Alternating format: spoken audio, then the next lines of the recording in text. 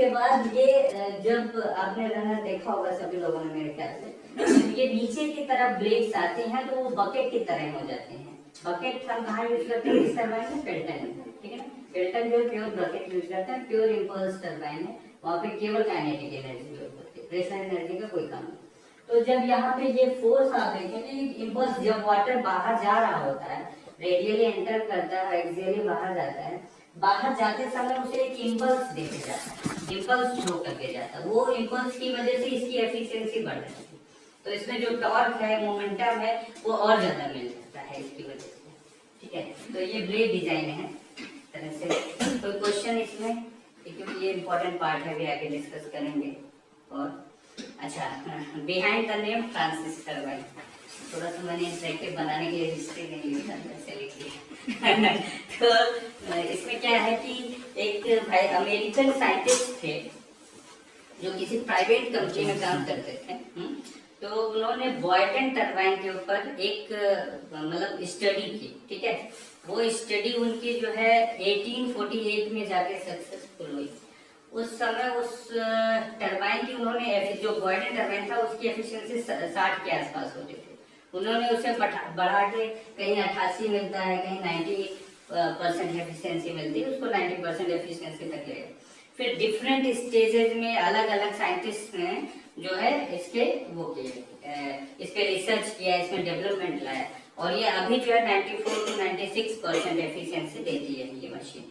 हाँ, तो ये जो नाम था इनका सर जेम्स बी फ्रांसिस, ठीक है। तो वहां से ये फ्रांसिस टरबाइन नाम है। 1920 में ये फाइनली अपने अभी के प्रेजेंट स्टेटस जो है इस टरबाइन का उसमें आ चुकी है। मेजर कंपोनेंट्स क्या होंगे हमारे पास? सबसे पहले जो हमारा आता है वो स्पाइरल आता है। पेन स्टॉक के पास तो सबसे पहले इंटरफेस है टरबाइन का, एमआईबी के से जो इंटरफेस बनता है वो है स्पाइरल का। तो फर्स्ट स्पाइरल है, स्पाइरल के साथ ही स्टेयरिंग होता है, स्टेयरिंग है, स्टेवेंस भी कह सकते हैं ना, स्टेयरिंग के बीच में स्टेवेंस होता है। सेकेंड है डिस्ट्रीब्यूटर असेंबली। डिस्ट्रीब्यूटर असेंबली में डिफरेंट पार्ट्स हैं, जैसे गाइडवेन ऑपरेटर्स हो गया आपका और भी लिंक लीवर्स। गाइडवेन ऑपरेटर्स के अंदर सब कुछ आ जाता है, जैसे गाइडवेन है, सर्वो मोटर है, लिंक लीवर असेंबली है, रोटेटिंग रिंग है, ऑपरेटिंग रिंग जिसे कहते हैं, ये सारी चीजें आती है। Draft tube assembly. Draft tube assembly total 4 parts में होती है, वो आगे हम डिस्कस करेंगे, है ना। तो ये ड्राफ्ट ट्यूब आप जैसे देख पा रहे हैं ब्लू कलर में जो है ये ड्राफ्ट ट्यूब है पूरा। साफ सील असेंबली। साफ सील का काम होता है, जो हमारी रिएक्शन टाइप टरबाइन होती है उसके अंदर साफ सील हमें आइसोलेट करता है। जो सबमर्ज्ड एरिया है टरबाइन का, उसको ड्राई एरिया के बीच का एक जो है सील है वो, ठीक है, जो हमें अलग कर पाता है कि हमारा पानी किसी वजह से अंदर ना है। सबमर्ज्ड मशीन है ना, इस वजह से पेल्टन के अंदर ऐसा कुछ नहीं होता, उसके अंदर कोई प्रेशर नहीं, ठीक है। फिर गाइड बियरिंग्स हो गए। गाइड बियरिंग हमारी जो मशीन है, आप लोग विश्वास नहीं करोगे, एक मुझसे आप सब लोग तो जानते हो, थोड़ा समझाने के, तो 1 लाख किलो की मशीन है, more than 1 lakh KG machine जो अभी आपके पास लगी हुई है। तो ये मशीन की बात कर रहा हूँ जो रोटेट करती है। 1 लाख किलो की मशीन जो है, रोटेट करने वाला पार्ट जो है वो 1 लाख किलो से ऊपर का है, तो जो 100 टन से ऊपर का है। तो 100 टन की मशीन जो 428 आरपीएम मतलब 428 रेवोल्यूशन पर मिनट करती है, ये गाइड बियरिंग्स की वजह से, ठीक है। ये गाइड बियरिंग्स जो है 3 जगह पे लगी हुई हैं। एक आप सब लोग जानते हैं, एक यूसीवी के नाम से जानी जाती है, अपर कंबाइंड बियरिंग, और एक लोअर गाइड बियरिंग, और अभी जो हम डिस्कस करेंगे वो टरबाइन गाइड बियरिंग के बारे में डिस्कस करेंगे, ठीक है। Last one is runner assembly. Runner assembly में हमारा क्या आता है कि रनर है, रनर कोन है। रनर के 3 पार्ट से मिलकर बनते हैं, क्राउन है, ब्लेड है, बैंड है। सबसे ऊपर क्राउन होता है, फिर ब्लेड होता है, फिर बैंड होता है। ये 3 अलग पार्ट्स में ये इनका कह सकते हैं कि कास्टिंग या फैब्रिक वो होता है, फैब्रिकेशन। उसके बाद जो फैब्रिकेट होके ये आ गया स्पाइरल केसिंग। फर्स्ट आप जैसे पीछे देख चुके हैं, फर्स्ट हमारा था स्पाइरल केसिंग। तो स्पाइरल केसिंग का क्या काम होता है, इसको हम बहुत अलग अलग नाम से जानते हैं। बहुत जगहों पे स्क्रॉल केसिंग बोलते हैं, बहुत जगहों पे वॉल्ट केसिंग बोलते हैं। इन सब नामों का अपना अपना मतलब है। तभी जो है ये इनके इसके स्ट्रक्चर की वजह से नाम पड़ा है, कहीं इसके काम की वजह से नाम पड़ा है। तो इसका जो है काम होता है कि इक्वली वाटर वेलोसिटी, ठीक है, जो वेलोसिटी है वो इक्वली डिस्ट्रीब्यूट करे for all the blades of the runner. तो ये जो है ये हमारी जो मशीन है वो 20 गाइड वेन के साथ बनी हुई है। ये गाइड वेन जो इसका जो एंगल होगा, जो ये वेल्डेड होगा, ये 18 डिग्री पे वेल्डेड होगा। सारे के सारे 24 हमारे पास जो है ये सेगमेंट्स हैं जो आपको दिख रहे हैं अलग अलग पार्ट। ये 24 सेगमेंट्स हैं अपने यहाँ मशीन में। तो इसका काम क्या होता है, ये जो रिड्यूस हो रहा है, आप इसका शेप देख रहे होगे, साइज देख रहे होगे। सबसे बाहर का जो साइज है वो 1700 mm है, 1.7 मीटर का ये डायामीटर है। सबसे लास्ट में जाकर वो 0 हो जाता है एंड पे, ठीक है ना। 0 मतलब कंपैरेटिवली 0 है, तो वो कुछ स्पेसिंग होती है लेकिन उसको 0 काउंट करते हैं। तो स्पाइरल कैसे इंटरमीडिएट मतलब एक साइड कहते हैं इनलेट मीडियम है वाटर और रनर के बीच का, ठीक है। बाकी ये सारी चीजें मैंने बता दी, आप बाद में देख सकते हैं इसका डिटेल में। और अवर स्पाइरल केसिंग 24 सेगमेंट्स है, मटेरियल कार्बन स्टील है, मैक्सिमम थिकनेस 55 mm है, स्पाइरल मेजर डायमीटर है 6273 6273 mm। सबसे ज्यादा डायमीटर का यही आइटम है, ठीक है। तो इसमें मैंने फ्लैंज भी ऐड कर दिया है। आपका जो सेगमेंट है, जो आउटर सेगमेंट है, सॉरी जो आउटर सेगमेंट है दोनों तरफ का, वो 24 नंबर और 10 नंबर है। तो ये जो 10 नंबर और ये 24 नंबर का फ्लैंज है, इन दोनों के बीच का डायमीटर मैंने बताया है यहाँ पे, तो इसलिए मैक्सिमम डायमीटर रहेगा। अलग अलग जगह पे अलग अलग डॉक्यूमेंट्स में अलग मिलेंगे आपको, उसके सबके अलग मतलब होंगे। इसमें 55 mm थिकनेस भी एडेड होगी दोनों तरफ की, 110 mm प्लस हो गया होगा, आईडी में कुछ अलग डायमीटर होगा, तो वो आगे डिस्कस करेंगे। अच्छा, डाया जो बताया आप स्पाइरल का बताया, सेगमेंट का नहीं, मतलब स्पाइरल का डाया मैक्सिमम डाया जो बन रहा है वो 6 to 7। सेगमेंट का तो जो मैक्सिमम डाया विद फ्लैंज है वो 1980 1980 है। जो pitch circle dia for the flange है वो 1880 है, आईडी 1700 है। 1980 बोला ना आपने? हाँ, 1980 विद फ्लैंज, जो मैक्सिमम उसका है आउटर डाया। नहीं तो आप 1700 प्लस ये 55 थिकनेस 110 और जोड़ लीजिए तो 1810 होगा। अच्छा, विद थिकनेस मतलब ओडी जो होगा, जो मैक्सिमम ओडी होगा जी। स्टेवेंस, ये हमारे स्पाइरल केसिंग के साथ ही स्टेवेंस आते हैं। इसमें स्टेवेंस क्यों होते हैं पहले ये समझ लेते हैं। स्टेवेंस जो होता है, अभी मैंने शायद शुरू में डिस्कशन के दौरान बोला था, गाइडमैन और स्टेवेन का काम होता है, जो कॉमन वर्क है इनका, वो कन्वर्जेंट पाथ देना वाटर को, और जो स्वेलिंग एनर्जी है उसकी, वाटर में जो घूर्णन आता है उसको खत्म करने का काम करता है स्टेवेंस। तो जो swelling energy and convergent path देने के लिए होता है। कन्वर्जेंट पाथ समझते हैं आपको, कन्वर्जेंट पैसेज होता है। वेरी, तो ये जो है इसको हिंदी में बोलते हैं शायद केंद्राभिमुखी, मैंने पढ़ा था अभी कन्वर्जेंट करते, तो केंद्राभिमुखी से आप शायद समझ सकते हैं। मुझे हिंदी ज्यादा समझ आती है, इंग्लिश नहीं आती है, इसलिए मैं उसी तरह समझ। केंद्राभिमुखी किसी सेंट्रलाइज, जैसे सेंट्रिपिटल फोर्स होता है ना, उसी तरह से कहीं सेंट्रलाइज उसको जो है वो कोई डायरेक्शन मिले, पैसेज मिले, वो उसके लिए ही ये होता है। तो इसका काम आपको मैंने बता दिया, गाइडमैन के साथ कन्वर्जन पाथ देना और स्वेलिंग एनर्जी को खत्म करना, और a part of pressure energy converts into kinetic energy, ठीक है, जो गाइडमैन भी करता है। तो ये अच्छा, वो क्या होता है, वर्लपूल जो होता है, हाँ, वर्लपूल में जो आपके नहीं घूमता है, तो बीच में जो आपके सेंटर में एक फोर्स क्रिएट करता रहता है, उसी को बोलते हैं। तो क्या है कि ये जो हमारा, ठीक है एक बार देख लेते हैं कुछ तो ये हमारा स्पाइरल है ना, वो हमारा पेन स्टॉक का एरिया है जो MIB है। उसके बाद ये पूरी तरह से घूमा हुआ एल्बो टाइप स्पाइरल है। तो जब ये घूमता है ना, वाटर जब एक बार कहीं से स्ट्रेट आकर घूमता है तो उसके अंदर जो है एक वो बन जाते हैं, ठीक है ना, चक्रवात टाइप का, चक्रवात। ठीक है, चक्रवात हवा में यूज कर लेते हैं, भंवर पानी में यूज कर लेते हैं। तो इस तरह की एक जो है फेनोमेना आ जाता है उस वाटर के अंदर, उसको खत्म करता है। अगर वो नहीं खत्म करेगा तो जो हम टारगेट करने वाले हैं, जो फ्लोट और टारगेट करने वाले हैं, वो प्रॉपर नहीं हो। इसलिए ये जो है इंट्रोड्यूस किया गया है हमें। अच्छा ठीक है, अभी स्टेवेंस देखते हैं। स्टेवेंस का ठीक है, ये स्टैटिक होता है, स्टेशनरी पार्ट है।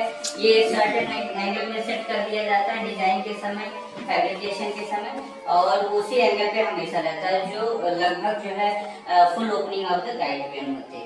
जो हमारे यहाँ 113 हमारे यहाँ एंगल जो होगी वो टोटल जो है 24 डिग्री के आसपास है, 24.9 डिग्री। एंड काइनेमेटिक्स मतलब feather distance between feather is 123.9 है।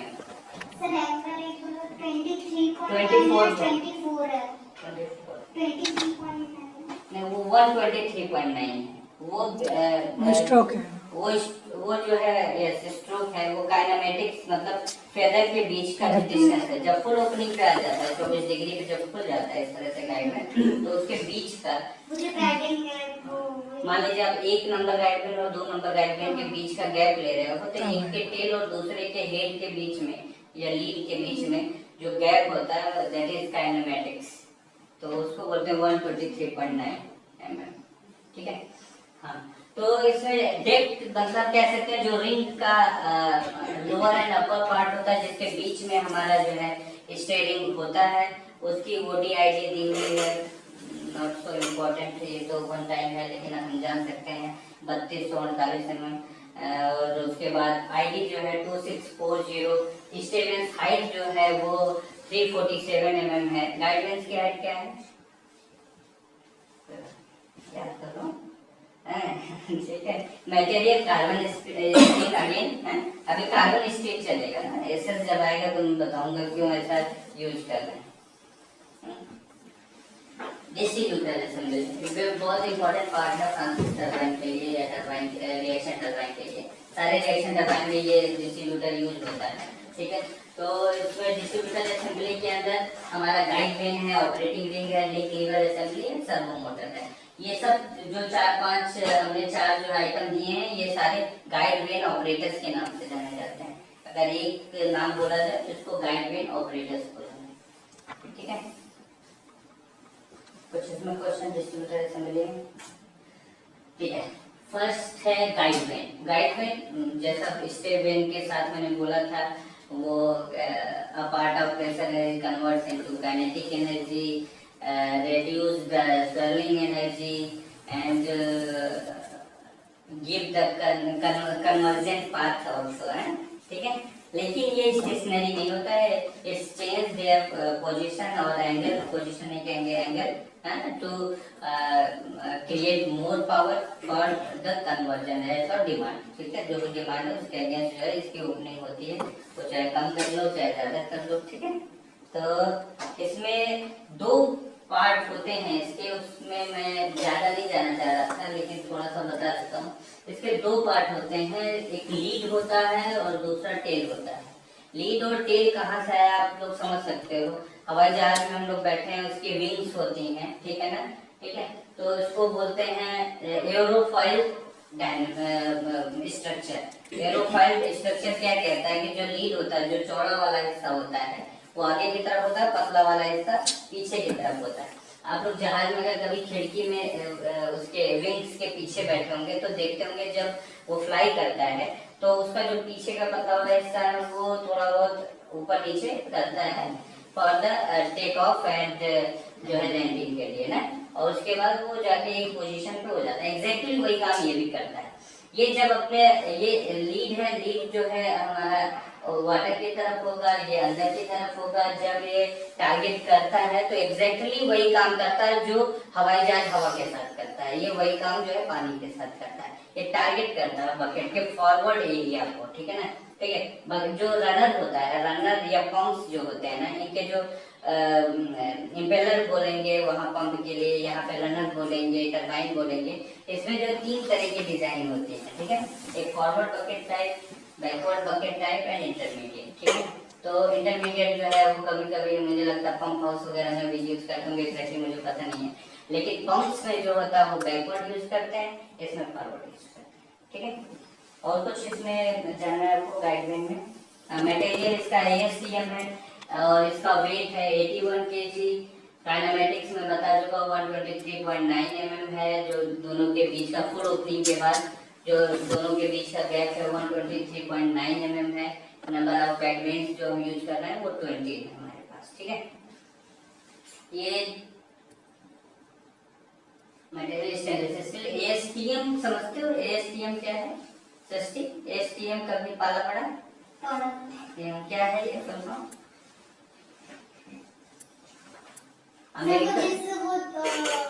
मतलब वो नाम है जहाँ का ISO जैसा वो नाम होता है ना, American standard, American society for test of materials है। तो ये जो है एक एजेंसी है या कह सकते हैं कि स्टैंडर्ड है जो इसको सत्यापित करती है मटेरियल्स को। इनके अंदर में लगभग 3,500 कोड्स हैं, 3,500 मटेरियल्स को ये जो है अभी तक अप्रूव कर चुके हैं और उसको रेगुलेट करते हैं। उसमें क्या कॉम्बिनेशन होने, स्टील के अंदर क्यों नहीं बताओ, और ऐसे सुन ले, ठीक है। ये 3,500 जो कोड्स कॉम्बिनेशन अलॉयज मटेरियल्स को मिला के जितने कोड्स हैं वो अभी तक इन्होंने अप्रूव किया हुआ है 3,500। और ऐसे सुन ले, बहुत बड़ा संख्या होती है जी। और कुछ इसमें चले आगे, ठीक है। डिस्ट्रीब्यूटर असेंबली में अगला है ऑपरेटिंग रिंग। ऑपरेटिंग रिंग क्या होता है?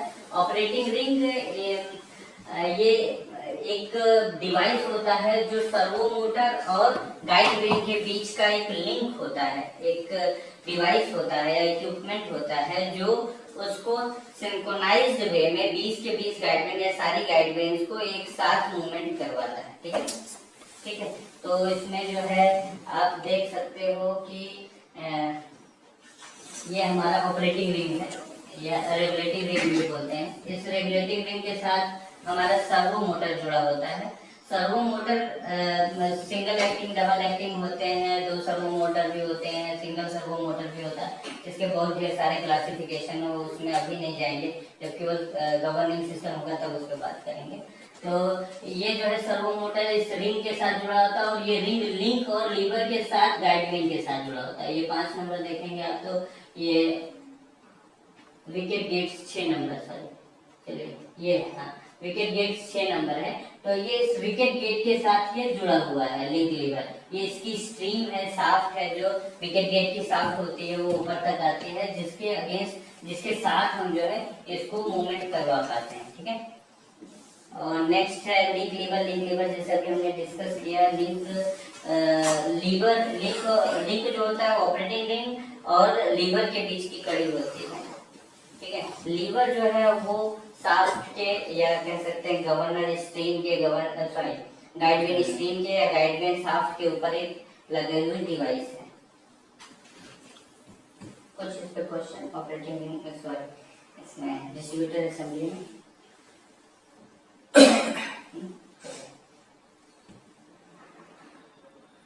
Draft tube.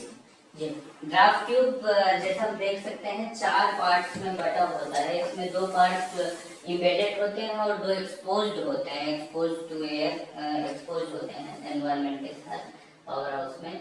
इसमें जो है एक अपर डीटी कोन है, दूसरा लोअर डीटी कोन है, थर्ड जो है डीटी स्टील लाइनर है, fourth one is DT concrete liner, ठीक है। अभी हमने जो कुछ रिपेयर वर्क किया था वो ये डीटी कंक्रीट लाइनर में किया था और DT concrete and DT steel liner के बीच के एक्सपेंशन जॉइंट में किया था 2 जगहों पर। वो जो आपको वो कट दिखता है ना, that is expansion joint between steel liner and concrete liner, ठीक है।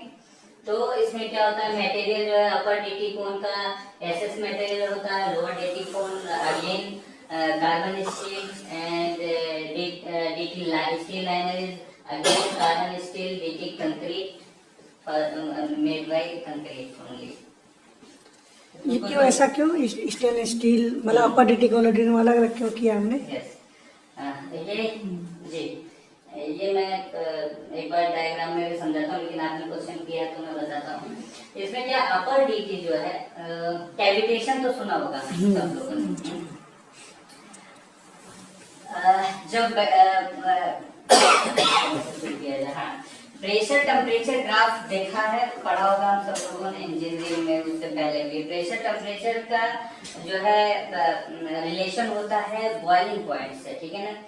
अगर प्रेशर घटता है और प्रेशर बढ़ता है और टेम्परेचर घटता है तो उसकी बॉइलिंग पॉइंट नीचे आ जाती है, ठीक है ना। एनपीएसएच भी सुना होगा, क्या होता है NPSH? Net positive suction head, ठीक है ना। यहाँ पे सक्शन हेड नहीं है, एग्जॉस्ट है, तो फिर भी आप उसको पंप की तरह सक्शन हेड लेते हैं, एनपीएसएच। एनपीएसएच क्या कहता है कि फ्लूइड सक्शन, जो फ्लूइड जब सक्शन हो रहा हो तो उसमें जो प्रेशर होना चाहिए वो उसके बॉइलिंग पॉइंट से नीचे नहीं जाना चाहिए। अगर बॉइलिंग पॉइंट से नीचे चला जाएगा तो कम टेम्परेचर में ही बॉयल होना शुरू हो जाएगा। बॉइलिंग क्या है?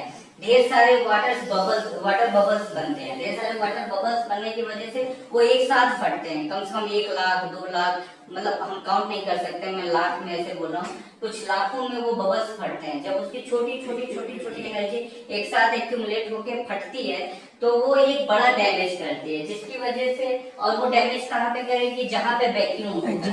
जब वैक्यूम होगा वहाँ प्रेशर कम है, कम प्रेशर इसलिए कम टेम्परेचर पे बॉइलिंग पॉइंट आ जा रहा है उसका, ठीक है ना। तो अगर वैक्यूम है तो और ज्यादा खतरनाक है, वहाँ वेना कॉन्ट्रैक्टर भी बन सकता है। वेना कॉन्ट्रैक्टर समझते हैं? वेना कॉन्ट्रैक्टर एक रस्सी नुमा एक वो होती है पानी के बीच में, कभी देखा होगा? कभी देखा? वेना कॉन्ट्रैक्टर रस्सी सा चलता है पानी के बीच में, हवा वो ऊपर की तरफ बढ़ता है तेजी से, ठीक है ना। वेना कॉन्ट्रैक्टर, तो वो जो है उसके बीच में वो सब को अवॉइड करने के लिए वहाँ पे हम एसएस यूज करते हैं, क्योंकि उसके बाद हम जो हमारा शेप है डीटी का,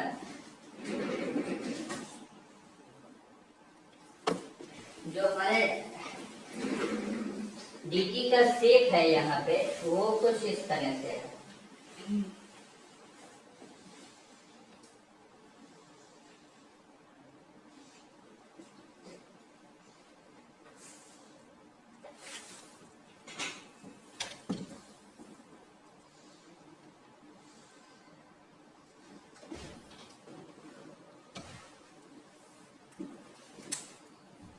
variation in cross section also ना, तो ये जो है क्रॉस सेक्शन में भी वेरिएशन है। यहाँ एक सर्कुलर शेप शुरू होता है और हमारा रेक्टेंगुलर शेप में वो बाहर होता है, ठीक है। वो अलग डिजाइन इशू है, वो क्यों होता है वो कभी बाद में डिस्कस करेंगे। लेकिन हमारा जो मेन पर्पज है यहाँ पे डायमीटर बढ़ाने का है, ठीक है।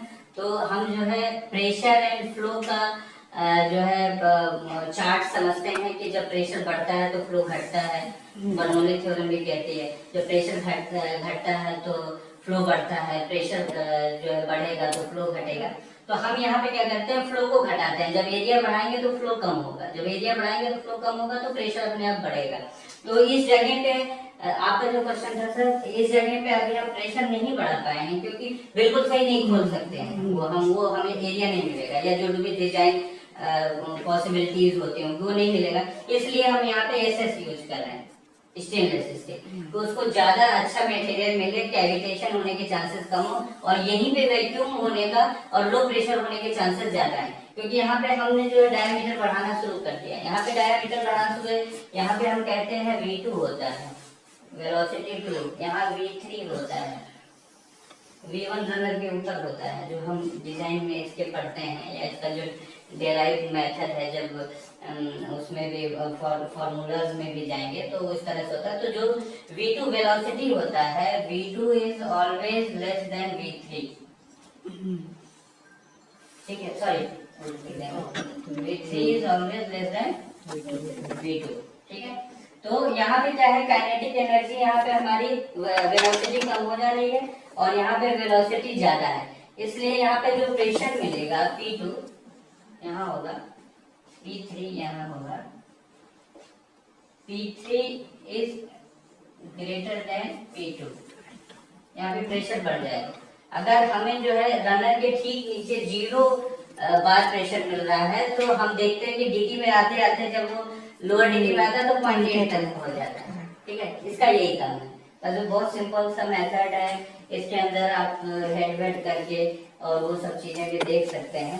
इस पे डेरिवेशन बाद में देखेंगे हम, अभी इसमें आगे बढ़ते हैं। एक नंबर में डैमेज बढ़ी थी नीचे साइड पे, डैमेज तो ऐसा कुछ नहीं मिला। वो जो इरोजन बोला फ्लैंज पे, उसका तो रीजन मिला। वो अपर डीटी वो अलग रीजन से हुआ है, वो इसका इससे जो अपर डीटी कहाँ? वो जो फ्लैंज पे जो इरोजन था, जो वेल्डिंग भरा हमने। ठीक है, उस पर भी डिस्कस कर सकते हैं। वो क्या कारण है? वो एग्जैक्टली वही कारण है जो थ्रस्ट रिलीफ पाइप का कारण है। ठीक है ना? थ्रस्ट रिलीफ पाइप क्यों फटा? क्योंकि हमारा जो सीलिंग है, हमारा क्या लेबरिंथ लगा होता है। लेबरिंथ क्या है? बियरिंग रिंग बोलते हैं, लेबरिंथ बोलते हैं। मेज समझते हैं ना आप लोग? बोलिए मेज, मेज जो है, मेज टाइप का एक स्ट्रक्चर होता है जो हम सीलिंग के लिए प्रोवाइड करते हैं। Between rotatory and static parts. एक चीज सीलिंग के देखिए बहुत सीधा साधा मेथड होता है। जब हम रोटेटरी और रोटेटरी के बीच में सीलिंग देते हैं तो ओ रिंग दे दिया, किसी तरह की सील दे दिया। जब स्टैटिक के बीच में देते हैं तो यही सील देते हैं। लेकिन जब हम रोटेटरी और स्टैटिक के बीच में सील देने वाले होते हैं तो वो बहुत बड़ा चैलेंज होता है। वही ये चैलेंज है, लेबरिंथ। तो हम क्या हुआ कि हमारा जो फर्स्ट सीजन में था उस समय लेबरिंथ में इतना इरोजन था नहीं। सेकंड सीजन में एनी हाउ जो है उसमें बहुत ज्यादा इरोजन आ गया। माइट भी सिल्ट बहुत ज्यादा आया वो सेकंड सीजन में। उसकी वजह से इरोजन बहुत बढ़ने की वजह से उसके बीच का जो टॉप की तरफ 0.7 होता है गैप, रेडियल गैप जो है, और जो बॉटम की तरफ है 0.8 mm की बात कर रहा हूँ मैं, सारे mm में यही बोलते हैं। तो 0.8 होता है, ऊपर 0.7 होता है, वो बढ़ के लगभग 2.5 एंड नीचे जो है लगभग 3.5 तक पहुंच गया था। उसकी वजह से जो आप कट की बात करो, नीचे जब लेवरेज कट गया तो वाटर एक्सेस ज्यादा मिल गया, उससे लॉसेस ज्यादा हो गए वाटर के। उस समय जो आपका टरबाइन भी ज्यादा पानी खाएगा। टरबाइन मतलब एनर्जी कन्वर्जन में नहीं, मतलब लॉसेस में ज्यादा पानी खाएगा। तो वो लेवरेज से पानी बाहर आ रहा था, उस वजह से उसको काटा। उसी वजह से ऊपर की तरफ जो 0.7 वाला गैप था वो 2.5 हो गया था, इसलिए वहां पे थ्रस्ट रिलीफ पाइप को काटा है। ये देखिए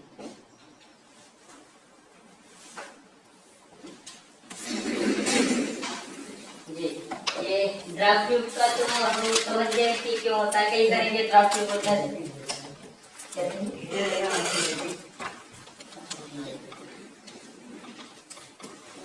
तो ड्राफ्ट ट्यूब का कॉन्सेप्ट समझ गया। ऊपर अपर डीटी एसएस का, लोअर डीटी कार्बन स्टील का, डीटी लाइनर कार्बन स्टील की, उसके बाद डीटी कंक्रीट लाइनर की। ठीक है, और ये फिर जाके टीआरसी से जुड़ जाता है। ठीक है, जो शेप आता है हम ऊपर से भी उसको कर्व में लाते हैं, नीचे से स्ट्रेट रखते हैं, ये नीचे से भी ऐसे उठेगा। नहीं ऊपर से भी उसमें है ना, देखो ना आप रेक्टेंगल बन गए हैं।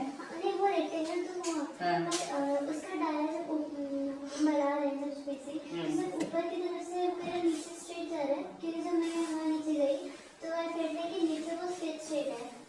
अच्छा समझ गया मैं, आप ये कह रहा हूँ। ये भी एक फॉर्मूला को सेटिस्फाई करता है एक्चुअली।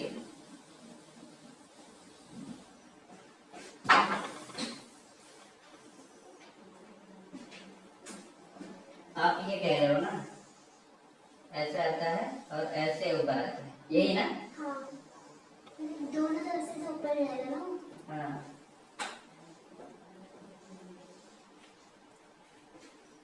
पर यहाँ पे उतना मतलब कितना वेरी होता है वो जो ऐसे आप लोगों का कितना वेरी होता है सब तो डिजाइन का मतलब पार्ट है। वो एग्जैक्टली अभी तो वो इनिशियली डिफाइन कर चुके होंगे जब डिजाइन स्टेज में रहे होंगे, उसका हमें नहीं पता कि कितना होता है। लेकिन यहाँ पे जो है वो है 793.5 ये है, और ये लगभग ये वाला जो एलिवेशन है 792.8 या 9 है elevation from C level.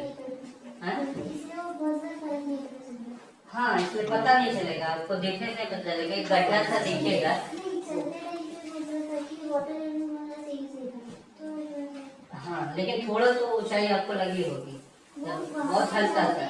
Greater steel का लाइन वो नहीं है, जॉइंट है, वहाँ पे थोड़ा सा ऊंचाई लगी, इससे हाँ। नहीं पता चला। हाँ, उतना पता नहीं चलेगा, लेकिन ये डिप तो आता है यहाँ पे, ठीक है ना। वो उसको वाटर प्रोफाइल को ठीक करने के लिए होता है, वो उसमें मतलब साइंस तो है, वाटर प्रोफाइल का गेस ही करता है। ये वाटर प्रोफाइल जो फॉलो होती है ना, ये जो यहाँ पे पानी निकल रहा है ना, ठीक है, ये जो कंट्रोल होती है ऊपर तक, जो पानी रनर पे एंटर कर रहा है ना, हमारा रनर है ना यहाँ पे लगा हुआ।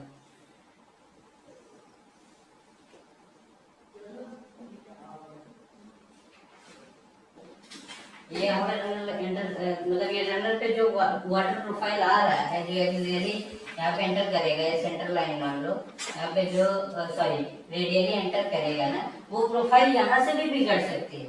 और कोई चीज यहाँ पे गड़बड़ है, कोई स्ट्रक्चर्स आ जाते हैं, या यहाँ पे कोई बड़ा पत्थर आ जाता है ना, ये प्रोफाइल यहाँ तक बिगाड़ेगा, इसकी पेन स्टॉक तक, स्पाइरल तक बिगाड़ेगा प्रोफाइल, तो बड़े डैमेजेस आ सकते हैं। ये नहीं आप सोचिए कि एक फ्लो, अगर हम इसको जो है प्रॉपर पाथ नहीं देते हैं सीधे निकल जाने का, या जो भी डिजाइन है उसके अगेंस्ट नीचे आके फिर वो ऊपर जाएगा, कुछ इस तरह का होता होगा, तो अगर वो उसको पाथ नहीं मिलता है प्रॉपर ना, वो प्रोफाइल ऊपर रनर तक बिगड़ेगी, वाइब्रेशंस बढ़ जाएंगे, हो सकता है लिफ्ट बढ़ जाए, हो सकता है। एक प्लांट का मैंने सुना था, उसमें क्या हुआ, वो हेड कवर को फाड़ के मशीन बाहर आ गई 4-5 फीट। रशिया में भी हो गया, यहाँ भी हुआ, चीला में भी। चीला में क्या हुआ कि वो फाड़ के बाहर आ गए, जानते हो? चीला में तो वो है ना, कैप्टन है। बिहेवियर तो नमक कैप्रान का भी ऐसा ही होगा ना, वो भी तो रिएक्शन ही तो है ना। प्रेशर एनर्जी तो यूटिलाइज होता है, तो उसमें क्या हुआ, वो क्यों फाड़ गया थी बाद में पता चला कि उन्होंने रिपेयर वर्क किया था, थर्ड पार्टी रिपेयर करते थे, उनके यहाँ मेंटेनेंस करते थे। उन्होंने जो ये थ्रस्ट रिलीफ है ना, अपने यहाँ वॉल्व्स नहीं दिए उन्हें थ्रस्ट रिलीफ में, जिसे लीकेज आया है, उनके यहाँ पे वॉल्व था, वो वॉल्व को बंद कर दिए थे, और वहाँ पे जो है इतना ज्यादा प्रेशर उसके अंदर बना कि उसने जो है टापकोवर को फाड़ दिया, बीच से निकाल दिए। 2 पार्ट में होता है ना टापकोवर, कैसे होता है, ऐसे 2 पार्ट में नहीं होता, एक सर्कल होता है, फिर एक छोटा सर्कल होता है, इस तरह से 2 पार्ट में होता है। तो उसने जो है बीच वाले पार्ट को फाड़ के मशीन बाहर, तो प्रोफाइल मतलब इतना डेंजरस चीजें हैं ये, छोटी छोटी चीजें जब मेंटेनेंस हम लोग करते हैं, तो अगर इन चीजों में कहीं भी कोई भी कमी रह गई ना, वो एक बड़े डिजास्टर में बदल सकता है। अगर हम रिपेयर कर रहे हैं, कहीं जो है रिपेयर में ऐसा ज्यादा बढ़ा दिया हमने वेल्डिंग, या कमी रखा वेल्डिंग, वाटर प्रोफाइल बिगड़ गया, गाइडलाइन की सेटिंग ठीक नहीं करी, कोई जो है गाइडलाइन कम खुला, कोई ज्यादा खुला, वाइब्रेशंस आ जाएंगे, किसी भी तरह का टर्बुलेंस आ सकता है। मैं दे पाया ना आंसर, क्या है क्वेश्चन था इसका? शायद फोटो नहीं दिया होगा, बाद में फिर डिस्कस कर लेंगे। सॉफ्ट स्किल जैसे इनिशियली हमने डिस्कस किया था, सॉफ्ट स्किल एक इक्विपमेंट है जो सबमर्ज्ड एरिया को, टरबाइन के सबमर्ज्ड एरिया को ड्राई एरिया से आइसोलेट करता है सिंपली, ठीक है ना। उसके अंदर 2 तरह की सील होती है, सॉफ्ट सील 2 पार्ट में होती है, ऑपरेटिंग सील और एक होता है मेंटेनेंस सील, कह सकते हैं स्टैंड, अपने स्टैंड स्टील सील की तरह वर्क कर रहा है। जहाँ पे एक्सियल ऑपरेटिंग सील लगी होगी, वहाँ हर जगह जो मेंटेनेंस सील होगी वो as a stand steel seal work करेगी। जहाँ पे रेडियल सील ही होगी ऑपरेटिंग, वहाँ पे जरूरत नहीं है स्टैंड स्टील सील कहने की, वहाँ वो एग्जैक्टली मेंटेनेंस सील होती है। जब हमें कभी मेंटेनेंस करना होगा तो वो नीचे वाला सील लगाया और ऊपर जो है साफ सील खोल दिया। यहाँ पे लेकिन हर बार हमको जो है वो लगाना पड़ता है, वो इसलिए लगाना पड़ता है क्योंकि वो एक्सियली है और वाटर वहाँ पे इम्पैक्ट कर रहा है हर समय। तो जब हम जो रेडियली उसको बंद कर देते हैं, ड्रम पे चिपका देते हैं, या जो भी उसका जर्नल है जर्नल पे चिपका देते हैं फुला के, या न्यूमेटिक टाइप सील होती है, सबको बताना मुझे, न्यूमेटिक टाइप सील होती है जो स्टैंड स्टील सील है। इसमें हम एयर प्रेशर देते हैं, अलग अलग डिजाइन होता है, हमारे यहाँ 3 बार का प्रेशर है, 3 बार का प्रेशर देते हैं, वो उसको पकड़ लेता है। ऑपरेटिंग सील का क्या काम होता है, ये सील जो है एक्सियल सील है, एक्सियल सील है, इसमें हम क्या है कि जो नीचे से वाटर आ रहा है, जो हमारा रनर ग्राउंड पे वाटर है, वो हमारा मशीन के अंदर ना आ जाए, तो उसकी वजह से एक हमने सील लगा रखी है इसके चारों तरफ। एग्जैक्टली वो फोटो तो ड्राइंग में वो तो समझ में नहीं आएगा शायद। तो ये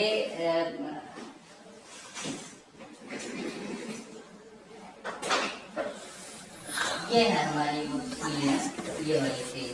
इसमें क्या होता है कि वाटर जो है नीचे से कहीं, अभी यहाँ पे नहीं मिल पाएगा हमें, हमारा क्या होता है न्यूमेटिक सील यहाँ पे कहीं लगा होता है और वो नीचे से वाटर आता रहता है। जब न्यूमेटिक सील रिलीज रहता है ऑपरेटिंग कंडीशन, तब ये वाटर यहाँ तक आता है। फिर क्या होता है कि हम ऊपर से एक वाटर प्रेशर देते हैं जो एक फिल्म क्रिएट करता है, वाटर फिल्म क्रिएट करता है। ये जो सील्स होती हैं ये हाइड्रोस्टैटिक टाइप सील्स होती है। हाइड्रोस्टैटिक और हाइड्रोडायनामिक में डिफरेंस होता है, तो वो बाद में डिस्कस करेंगे, अभी भी कर सकते हैं। तो हाइड्रोस्टैटिक टाइप सील होता है। तो हाइड्रोस्टैटिक टाइप सील का क्या काम होता है, ऊपर से ये ढेर सारे 24 शायद है ना, 24 जो स्प्रिंग्स होती हैं, वो लोडेड स्प्रिंग लोडेड सील होती है, वो जो हमेशा दबा के रखती है।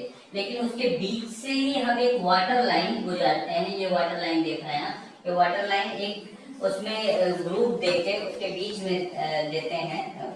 वो कुछ सील इस तरह की होती है।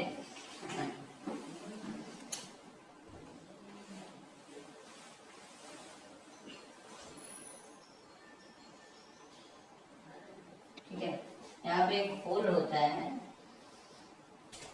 जहाँ से वाटर एंटर करता है। ठीक है,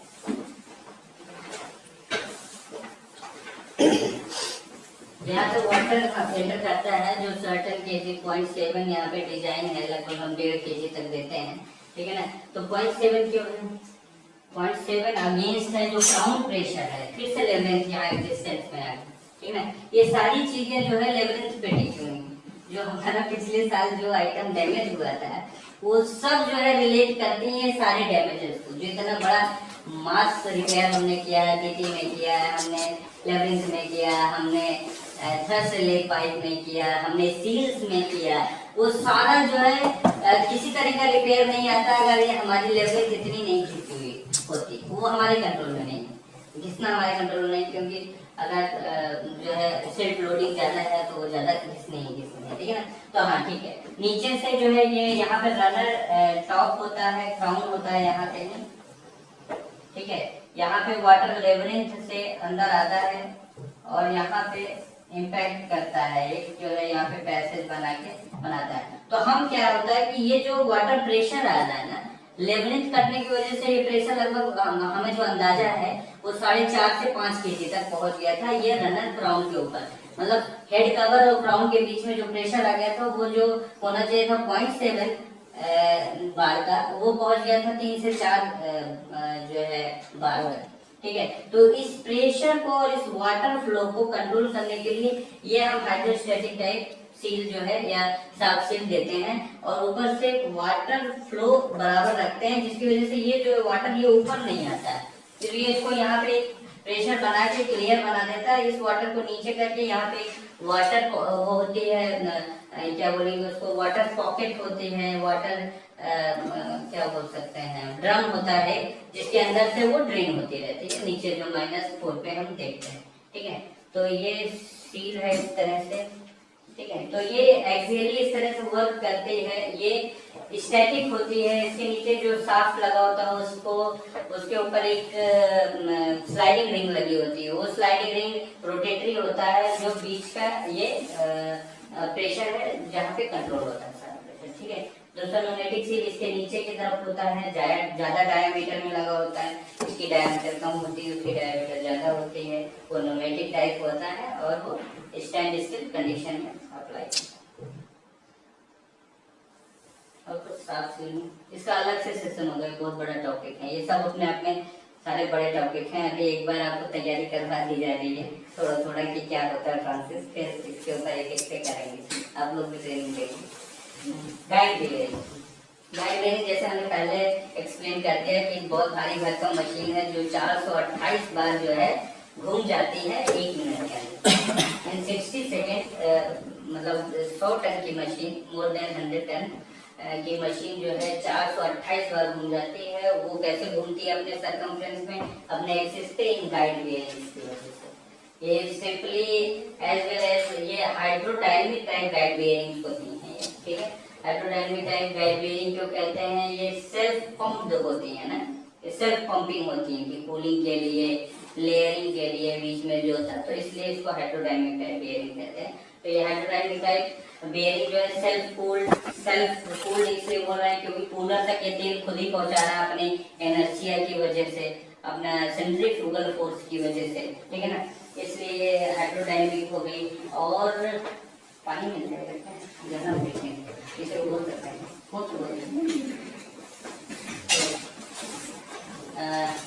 ठीक है। इसमें 8 पैड लगे होते हैं हमारी जो टरबाइन गाइड बेयरिंग है, ठीक है।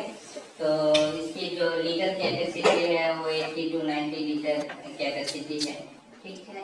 और इसका जो मटेरियल होता है वो बेबिट मटेरियल होता है, व्हाइट मेटल बोलते हैं। ये पहले 5 अलग अलग मेटल्स का कॉम्बिनेशन था, अभी जो 7 मेटल के कॉम्बिनेशन से बनता है। ये कंपैरेटिवली साफ्ट से ज्यादा जो है कम स्ट्रेंथ का होता है, ऐसा क्यों बताएंगे? हम क्या होता है कि किसी भी सिस्टम में हमारा कॉन्सेप्ट होता है, किसी भी सिस्टम में हमें मेजर पार्ट बचाने के लिए जो कंपैरेटिवली छोटा पार्ट है, छोटे इक्विपमेंट है, उनको जो है उसके जो है रिस्पेक्ट में कम स्ट्रेंथ वाला बनाता है, जिससे पहले वो टूट जाए। जैसे गाइड लाइन को बचाने के लिए जो है शेयर पेन, ठीक है ना, साफ्ट को या साफ्ट जर्नल को बचाने के लिए बियरिंग्स मटेरियल, ठीक है ना। तो ये सब चीजें इस तरह से चलती हैं। बियरिंग में भी जो है ये बियरिंग जो बिल्कुल अलग तरह की है, इसका जो पैन है, ऑयल पैन है, वो रोटेटिंग है। बियरिंग बॉडी जो है वो स्टैटिक है जनरली, और हर जगहों पे सारा पूरा का पूरा सिस्टम स्टैटिक होता है, लेकिन यहाँ पे रोटेटिंग पैन को जो है उन्होंने डायनामिक दे दिया है, ठीक है ना, रोटेटरी टाइप दे दिया है, और बाकी बियरिंग बॉडी स्टैटिक है। उससे बेनिफिट क्या मिला? हाँ, उससे बेनिफिट है ज्यादा अच्छा फ्लो मिला। ये जो बाहर कूलर लगा दिए है ना, उससे अच्छा फ्लो मिला। कूलिंग में मतलब केवल कूलिंग का फंडा है। अगर ये जो है स्टैटिक जैसे एलजीबी में है, वो भी सेल्फ कूलिंग है, अंदर ही कूलर लगा रखा है, उसी वजह से, उसी डर की वजह से लगाया है कि क्या ये इतना जो है सेंट्रीफ्यूगल फोर्स क्रिएट कर पाएगा कि जो है तेल बाहर तक जाए और कूलर से ठंडा होकर फिर से अंदर आ जाए, क्या इतना सेंट्रीफ्यूगल फोर्स क्रिएट कर पाएगा? तो वो सब मतलब वो डिजाइन कैलकुलेशन होंगी, तो अपर साइड पे ही करते हैं कैलकुलेशंस जो करते हैं, इस वजह से इस पैन को जो है रोटेटरी कर दिया है, कूलर बाहर लगाने। सर हमने जैसे एलजीबी का अलग कूलर लगाया है, यूजीबी मतलब इतने सारे 3 जगह कूलर हमने लगाए हैं, हमें क्या एक ही तो कूलर एक भी तो कर सकते थे कि सारा जहाँ जो भी ऑयल है वो सब एक जगह पे ठंडा होके मतलब हमने एक एलजीबी लगाया, एक यूजीबी लगाया, फिर टीजी का कूलर अलग है, तो मतलब एक पर्टिकुलर कूलर लगाया जहाँ पे तीनों जगह का ऑयल आएगा और ठंडा होकर तीनों अपनी जगह जाएगा। ऐसा क्यों नहीं करा? अच्छा, ये जो आपने क्वेश्चन, अच्छा क्वेश्चन है, ये जो क्वेश्चन है इससे पहले इसी का आंसर था मेरा कि वो वही चीज है कि फिर उसके लिए आपको प्रॉपरली पंप लगाने पड़ेंगे, ठीक है। वो बेयरिंग जो है टैंक से पंप लगाइए, कूलर तक सारा ऑयल ले जाइए, फिर वहाँ कूलर से जाइए, तो ये हाइड्रोडायनेमिक टाइप नहीं रहेंगे, ये हाइड्रोस्टैटिक टाइप हो जाएंगे। तो बाहर से जो है आपको एक फोर्स या किसी तरह के बाहर का जो है वो इक्विपमेंट लगाना पड़ेगा उसकी कूलिंग के लिए, ठीक है ना। वो हम क्यों बिजली खर्च करें, हम क्यों इक्विपमेंट एक्स्ट्रा लगाएं, उसकी वजह से है, कोई इशू नहीं है। हमारा जो वाटर है, वाटर सप्लाई उस केस में भी उतनी ही लगेगी, ऐसा तो नहीं है कि हम वाटर सप्लाई कम करने वाले हैं, लेकिन फिर ज्यादा एनर्जी क्यों कंज्यूम कर रहे हैं? जो यूनिट का जो है ऑक्सिलरी कंजम्पशन है वो बढ़ जाएगा ना, तो इसके लिए हम अलग से पंप लगाएंगे और 3 जगहों पर ऑयल खींचेंगे, कूलर तक ले जाएंगे और फिर ले आएंगे। ऑयल कैपेसिटी भी बढ़ानी पड़ेगी, उस केस में तो ऑयल कैपेसिटी बढ़ानी पड़ेगी, क्योंकि आप ट्रेवल करवा रहे हो ऑयल को कहीं पे, ठीक है ना, बाहर ले जा रहे हो, ये तो कूलर पास में ही है, इनके साथ में ही। और हाँ, तीनों सबसे इम्पोर्टेंट चीज, ठीक है मैं बताते रहेगा, सबसे इम्पोर्टेंट चीज तीनों बेयरिंग की कैपेसिटी हमेशा ऑयल कैपेसिटी अलग होती है, ठीक है। तो वो फ्लो कैसे क्रिएट कर पाएगा? अगर हाइड्रोडायनेमिक है तो फ्लो कैसे क्रिएट कर पाएगा? वो मतलब असंभव जैसा है कि उतना ही ऑयल जाए उस पर्टिकुलर बेयरिंग से, उतना ही उसमें आए। हो सकता है कि कुछ ऐसा फिनोमेना बने, कुछ ऐसी जो है जैसे फ्लूइड है, जो फिजिक्स है, हमारे फिजिक्स क्या कहती है कि फिजिक्स कहती है कि मान लीजिए कि कोई फ्लूइड, पास्कल लॉ जानते हैं ना, जब फ्लूइड चारों तरफ बहता है वो मतलब बराबर एनर्जी से सभी तरफ बहता है, जितने पाथ मिलेंगे, चाहे बिजली हो गया, मतलब वो लो रेजिस्टिव पाथ, लो रेजिस्टिव पाथ को छोड़ दिया जाए, एक्सेप्ट लो रेजिस्टिव पाथ या रेजिस्टिव पाथ को छोड़ दिया जाए, अगर बराबर ओपनिंग है और चारों तरफ है तो बराबर ही बहेगी, किसी भी तरह की पोटेंशियल होगी, वो वाटर की हो, एयर की हो, बिजली की हो, किसी की भी तरह की पोटेंशियल हो, वो बराबर ही बहेगी चारों तरफ। तो फिर वो कैसे, मतलब एग्जैक्टली इस बारे में बहुत ज्यादा सोचा नहीं है मैंने, कभी ऐसा दिया एक बार सोचेंगे, लेकिन मुझे नहीं लगता वो मैनेज हो पाएगा इस तरह से एक कूलर। हाँ, पंप के केस में सकता कि आप सब में से पंप लगाओ और वो पर्टिकुलर ऑयल उतना निकाले और उतना वहाँ, मतलब पंपिंग करनी पड़ेगी, अलग अलग तीनों के लिए अलग पंप करना कूलर पड़ेगा, बड़ा चाहिए, तभी एक कूलर बना वाटर पाएंगे। कूलर, वाटर कूलिंग चाहिए उसके लिए सेपरेट, वो ज्यादा कॉम्प्लेक्स हो जाएगा, बहुत ज्यादा। बहुत कॉम्प्लेक्स हो जाएगा। स्पेस अलग से बनाना पड़ेगा। तो ये बियरिंग तो समझ गए ना, बियरिंग एज सिंपल है जैसे साइकिल में लगती है, मोटरसाइकिल में लगती है, तो इसमें वैसे ही कुछ बियरिंग है ना, ये सपोर्ट करती है क्योंकि एक कोई रोटेटरी पार्ट है वो अपने सर्कमफ्रेंस में रहे, वो अपनी एक्सिस पे घूमे, तो उसके लिए सपोर्ट करती है, सिंपल वैसे ही है जैसे साइकिल वगैरह में, ये बस हाइड्रोडायनेमिक है। जी, रनर, जी रनर जो है हमारा रनर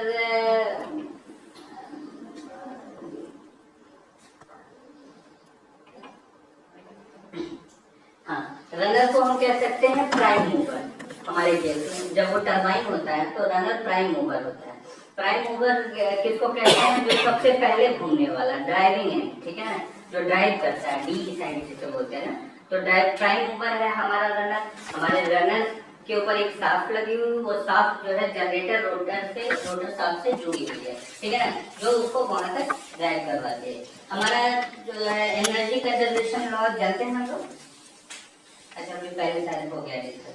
तो एनर्जी तो हम केवल कन्वर्ट करते हैं ना, एक तरह की पोटेंशियल एनर्जी है। पोटेंशियल एनर्जी जो है हम ब्लेड्स पे आई और वो मैकेनिकल या स्विंग एनर्जी में बदली, मैकेनिकल एनर्जी में बदली, वो मैकेनिकल एनर्जी इलेक्ट्रिकल एनर्जी में बदली, और वो इलेक्ट्रिकल एनर्जी हम ट्रांसमिट करना है। तो वही है, energy is neither created nor destroyed. तो हम जनरेट नहीं करते हैं, एक्चुअली हम जनरेशन तो बोलते हैं, लेकिन हम केवल जो है कन्वर्ट करते हैं एनर्जी फॉर्म को, ठीक है ना। एक पोटेंशियल एनर्जी उठाई, हमने एक पोटेंशियल बनाया डैम में, बैराज में, और उस पोटेंशियल को बनाने के बाद उसको मैकेनिकल में कन्वर्ट किया, मैकेनिकल को इलेक्ट्रिकल में कन्वर्ट किया, फिर घरों में चला गया, फिर से हम जो है गर्मी में कन्वर्ट कर लिए, उसकी ऊर्जा में कन्वर्ट कर रहे हैं उसी बिजली को। तो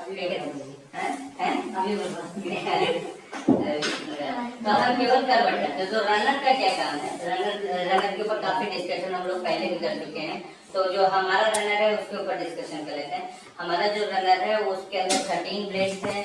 रनर 3 पार्ट से मिलकर बनता है, एक राउंड, ब्लेड एंड बैंड, ठीक है। इनको आपस में फैब्रिकेट करके एक ड्रम नुमा एक जो है शेप आ जाती है, जिसके अंदर ब्लेड होती है, जहाँ से जो है वाटर पैसेज होता है, वो वाटर पास करता है, जिसकी वजह से ये स्विंग करता है, घूमता है अपने एक्सिस पे, और वो शाफ्ट के थ्रू रोटर को भी घुमाता है। सर ये ब्लेडें सारी वही क्यों होती हैं? जी, ऑड नंबर्स। हाँ, और नंबर्स मैं अभी तक जो जान रहा था, मैं पिछले डिस्कशन में जो सर ने कहा कि एक बार फिर से चेक करने की जरूरत पड़ेगी। वैसे जो अभी तक का थ्योरी है, रेजोनेंस एक इफेक्ट होता है। रेजोनेंस इफेक्ट क्या कहता है कि अगर मान लीजिए जो है कोई वाइब्रेशन है, ठीक है, दो एंड पे कोई वाइब्रेशन क्रिएट हो रही किसी वजह से, तो वो ऐड हो सकती है, या किसी भी मशीन की लॉकिंग हो सकती है रेजोनेंस की वजह से, वो घूम ही नहीं रही है, ऐसे किसी एक ऐसा फिनोमिना बना कि ऐसे स्टेट में आ गई मशीन की वो लॉक हो गई, बिल्कुल घूमेगी नहीं, वाटर पास होता रहेगा, वाटर पूरा जा रहा है उसके बीच से, लेकिन मशीन घूम ही नहीं रही, क्योंकि वो आमने सामने की जो उसकी फ्रीक्वेंसी है, रेजोनेंस फ्रीक्वेंसी है, वो मैच करके ऐड कर ली और वो लॉक हो गया आमने सामने, ठीक है ना। इस वजह से ऑड नंबर होता है। जब ऑड होगा तो ये तो बनेगा ही नहीं, फिनोमिना कभी बनेगा, हो ही नहीं सकता, आमने सामने तो आ ही नहीं सकती ना कोई चीज। अच्छा, ठीक है, उसके बाद हमारी टेक्नोलॉजी बहुत ठीक है ना, फिर जो है इसको हमने ओवरकम किया फ्रॉम डिजाइन एंड, ठीक है ना। डिजाइन एंड में क्या किया, जैसे जो गाइड वेन एंगल्स हैं गाइडलाइन साइज है, रनर की अपनी साइज है, इसको हम ओवरकम करते चलेंगे। और अभी तो हम इवेंट में भी बना रहे हैं। अभी ये जैसे हमारा ब्रेड 13 का है, वहाँ 15 का था, बकेट्स आपने 23 की 25 की देखी होगी, इस तरह से देखा होगा आपने। और भी रनर देखे होंगे जिसमें और नंबर होते हैं। तो जनरली जो पुराना कॉन्सेप्ट है वो यही है कि और नंबर रखेंगे तो रेजोनेंस इफेक्ट नहीं आएगा। सर हमने ये रनर 13 ब्लेड का जो हम यूज़ कर रहे हैं मतलब किस अकॉर्डिंग 13 नंबर ब्लेड्स का यूज़ कर रहे हैं। तो हमारे रनर में 13 ब्लेड्स ही चाहिए, तो किस पर्टिकुलर किस बेसिस पर डिसाइड करते हैं हमें 13 ब्लेड्स का रनर चाहिए। मतलब और भी तो आपने बोला कि 15 का भी होता है, तो हाँ वो सब जो है एक्चुअली एक टर्म होता है, आपने सुना होगा मेरे ख्याल से, एनएस सुना, एनएस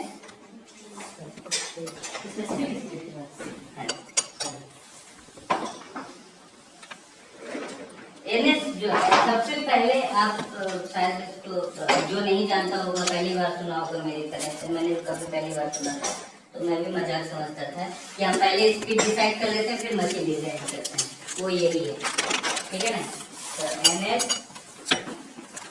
इक्वल टू क्या होता है,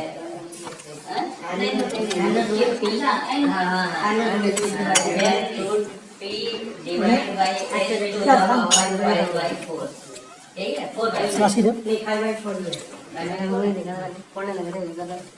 4/4 तो आपका क्वेश्चन एक बार फिर से करो। जो आपने बोला कि रनर काफी टाइप के होते हैं, जैसे 13 ब्लेड किसी में 17 ब्लेड्स भी होती है, तो हमने 13 ब्लेड्स वाला रनर यूज करा, तो वो ठीक क्यों यूज करा? वो किस बेसिस पे डिसाइड हुआ कि हमें 13 ब्लेड्स वाले रनर की यहाँ पे मतलब हम वही यूज करेंगे? आपका जो क्वेश्चन है वो तो प्योर डिजाइन क्वेश्चन है, लेकिन मैं यहाँ से कुछ सेटिस्फाई कर पाऊंगा, एग्जैक्टली 13 के बारे में नहीं बता पाऊंगा, लेकिन कुछ यहाँ से सेटिस्फाई हो जाएगा, उसको बाद में डिस्कस कर सकते हैं। तो जो हमारा हाइड्रो टर्बाइन में फ्रांसिस है वो 200 to 400 आरपीएम एनएस पे डिजाइन होता है, के बीच में डिजाइन होता है। एनएस ये मतलब ये एक तरह का इल्यूजन है, ये कहीं पे ये स्टैटिस्टिक्स आपको कहीं मतलब फिजिकली नहीं मिलेगा। ये 200 से 400 जो है कहीं मिलेगा नहीं आपको, हमारा 428 है ना। तो ये मत समझिएगा कि मैंने जो है ये बोल दिया तो ये कुछ गलत बोल दिया है, ये स्पेसिफिक स्पीड है, ये एक्चुअल स्पीड नहीं है, ठीक है ना। Actual speed 428.6।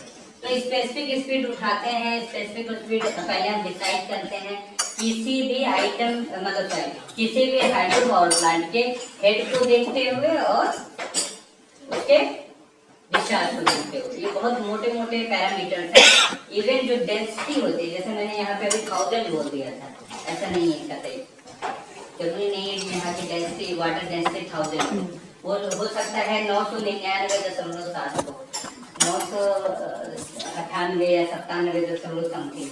जैसे अपने वो अल्टीट्यूड और उसकी वजह से चेंज होता रहता है। अपने जैसे प्लांट के लिए ये भी है ना, जैसे ग्रेविटेशन ये 9.81 नहीं है, 9.79 है, जैसे अपने प्लांट के लिए जी भी बदलते हैं। सिमिलरली मतलब ना वाटर डेंसिटी भी अल्टीट्यूड के अकॉर्डिंग ना चेंज होती रहती है। तो हमारे वाले प्लांट के लिए भी कुछ कम है, एग्जैक्ट 1000 भी होगा।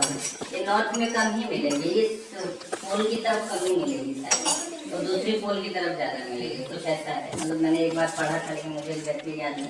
इसके उससे जो है नहीं, ये एल्टीट्यूड और उसकी वजह से रहता है। वो जियोग्राफिकल मतलब लोकेशन की वजह से आपके, आप उत्तराखंड में हो, भारत के एक राज्य उत्तराखंड में हो, तो यहाँ पे डेंसिटी हमेशा वही रहती है। टेम्परेचर हाँ हाँ वो वहाँ चेंज होता है, लेकिन उसको आप छोड़ दो, वो तो यूनिवर्सल है। टेम्परेचर जो है ना, टेम्परेचर इस केस में हमेशा जो है इनवर्सली प्रोपोर्शनल होगा, एग्जैक्टली होगा inversely proportional to the density. लेकिन ये तो हर जगह होगा। इतनी चेंज टेम्परेचर के केस में नॉर्थ पोल पे भी आएगी, उतनी साउथ पोल पे आएगी, उतनी अमेरिका में भी आएगी, साउथ अफ्रीका में भी आएगी, वो चेंज उस टेम्परेचर पे, ठीक है। लेकिन जो पर्टिकुलर एवरेज आपका डेंसिटी होगी ना, जो मान के जिस पे डिजाइन किया गया होगा, वो तो कांस्टेंट उसी को माना जाएगा। जैसे 1000 किसी कैलकुलेशन में हम मोटा मोटी 1000 बोल देते हैं ना, केजी पर मीटर क्यूब। तो लेकिन जो है ऐसा होता नहीं, उसमें कुछ कुछ ऊपर नीचे होता है। तो ठीक है, तो एनएस जो है, एनएस हमारा पहले डिसाइड होता है, जैसे 200 से 400 के बीच में एक वैल्यू हम लेके आएंगे इस जियोग्राफिकल कंडीशन के against.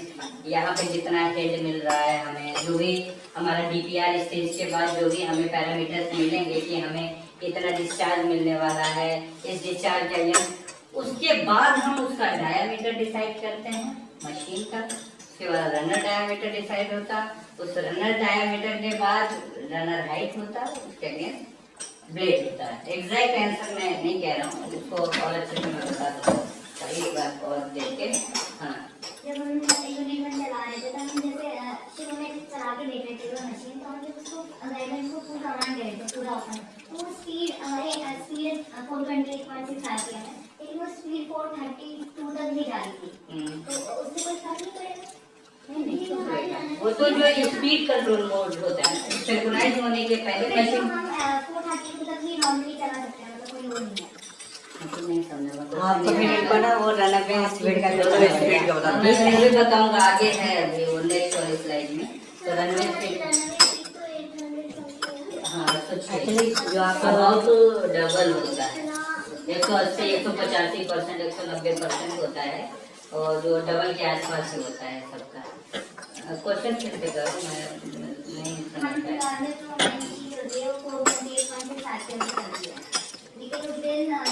Depends upon subject to frequency at grade, जो सिंक्रोनाइज वो चीज ध्यान देना। चला के देख लेते जब वो स्पीड में, हाँ, उसका आंसर है। जब हमने 100% टाइमिंग को ओपनिंग कमांड दे दी, उसके बाद स्पीड 432 तक भी जा रही थी। नहीं 100% आपने कैसे दे दी?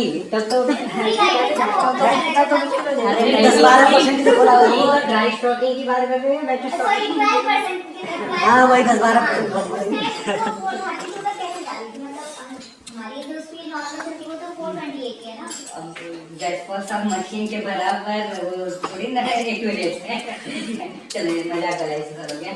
हम जो है, जैसे इन्होंने साहब ने दिया, हमें पता है कि विदाउट लोड जो उतनी 11% या 12% के आसपास फुल स्पीड आ जाती है, ठीक है ना। तो मशीन भी क्या करती है, जब इनिशियली स्पीड कंट्रोल मोड में होती है, जब ऑटो में आप चलाते हो, तो वो एक बार 12 ले जाती है, 15-18 तक ले जाती है, और फिर 11 पे आके 7 लाती, 11 पे ऐसे कुछ फ्लक्चुएट करके वो 428 पे रुकती है, ठीक है ना। तो उन्होंने 12 दे दिया होगा, तो उसका जो इनर्शिया है वो बढ़ गया होगा थोड़ा। हाँ, तुम्हारी भी एनर्जी लगे थी चलाने के लिए।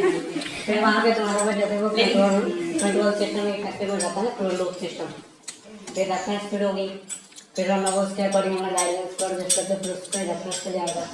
और एक बार जिसमें पे फ्री हो जाता है ना, तो आप हल्की सी भी अगर पावर दोगे तो वो तो उसमें चलना घूमेगा। तो फिर उसके बाद फिर आपने गाइडेंस को कह दिया कि थोड़ा सा क्लोज किया, तो ऑटोमेटिकली फिर उसी पोजिशन पर हाँ, फिर कम करने के बाद तो उसको स्पीड पे और उसके बाद भी जब स्पीड कंट्रोल मोड में भी मशीन चलती है ना, तब कभी ऊपर चली जाती है। आप देखो ना, 3 नंबर मशीन कहाँ तक जाती है, कितने फ्रीक्वेंसी तक जाती है, अच्छे से बताएंगे। तो 4.45 उसके ऊपर भी जाती है, 60 तक। नहीं तो चलो, ये तो इसमें कुछ होगा, वो देख रहे होंगे सब, वो ठीक हो जाएगा। लेकिन जो नॉर्मल मशीन भी है ना, वो भी कुछ ऊपर तक चली जाती है ना, फिर वो धीरे धीरे नीचे लाते हैं। स्पीड कंट्रोल मोड में आप ही नहीं कह सकते हो, वो तो जब सिंक्रोनाइजेशन मोड में जाएगी तब वो अपना सिंक्रोनाइज करेंगे फ्रीक्वेंसी, सब्जेक्ट टू फ्रीक्वेंसी। वो तो वैसे भी पल्सिंग का है ना। अगर मान लो कि सपोज करो कि हमने पल्स एक एक्स्ट्रा मान लो सपोज करो चली गई गवर्नर को या किसी को भी, तो वैसा अपना स्पीड बढ़ाएगा ही, फिर उसके बाद वो अपना रेफरेंस स्पीड पे वापस लेके आएगा, तो वही वाला फीलिंग है।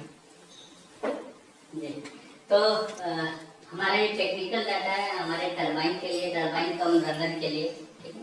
तो इसमें क्या है, runner material same ASTM AS743, ये बहुत यूनिवर्सल है। सारे हाइड्रो में, सारी तरह की मशीन में हम जो है एक्सेल जो यूज करते हैं, उसके अंदर एलॉय 13% क्रोमियम और 4% निकेल होता है, ठीक है। बहुत यूनिवर्सल है।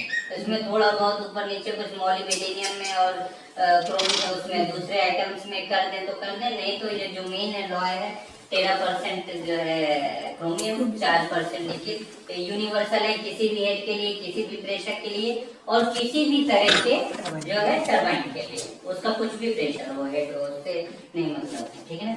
अभी तक जो डिजाइन हुआ है उसमें, ठीक है। नॉमिनल डायमीटर ये जो है 2080 है। आउटर डायमीटर जो बैंड है हमारा, बैंड किसको कह रहे हैं, बैंड इस जगह को कह रहे हैं, ये सबसे ज्यादा डायमीटर है, ये 2100 है, ठीक है।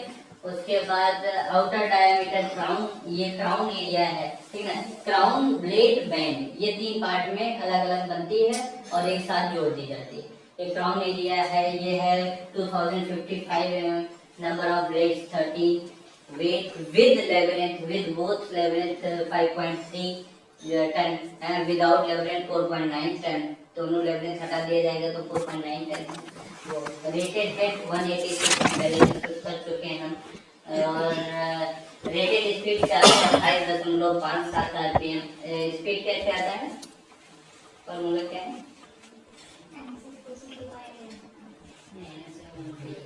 एनएस नहीं है, 120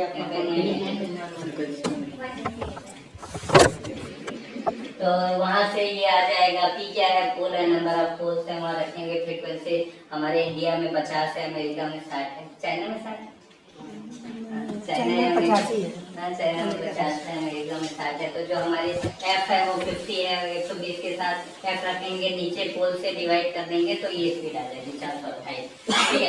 इसके बाद है run away speed. Run away speed क्या है,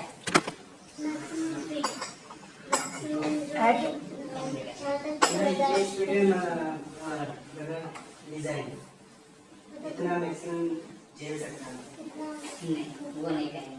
बिल्कुल ठीक जा रहे हैं, बिल्कुल सही है आपका आंसर। इसमें थोड़ा सा इनपुट मैं इस तरह से देना जैसे कि चाहूँगा। हम इसको एक धागे में सुनकर मान दें और उसको इसमें घुमा के स्पीड पे मतलब उसको तोड़ के बाहर निकल जाएगा। ना ना तो भागना होगा, पहले भी भाग जाएगा।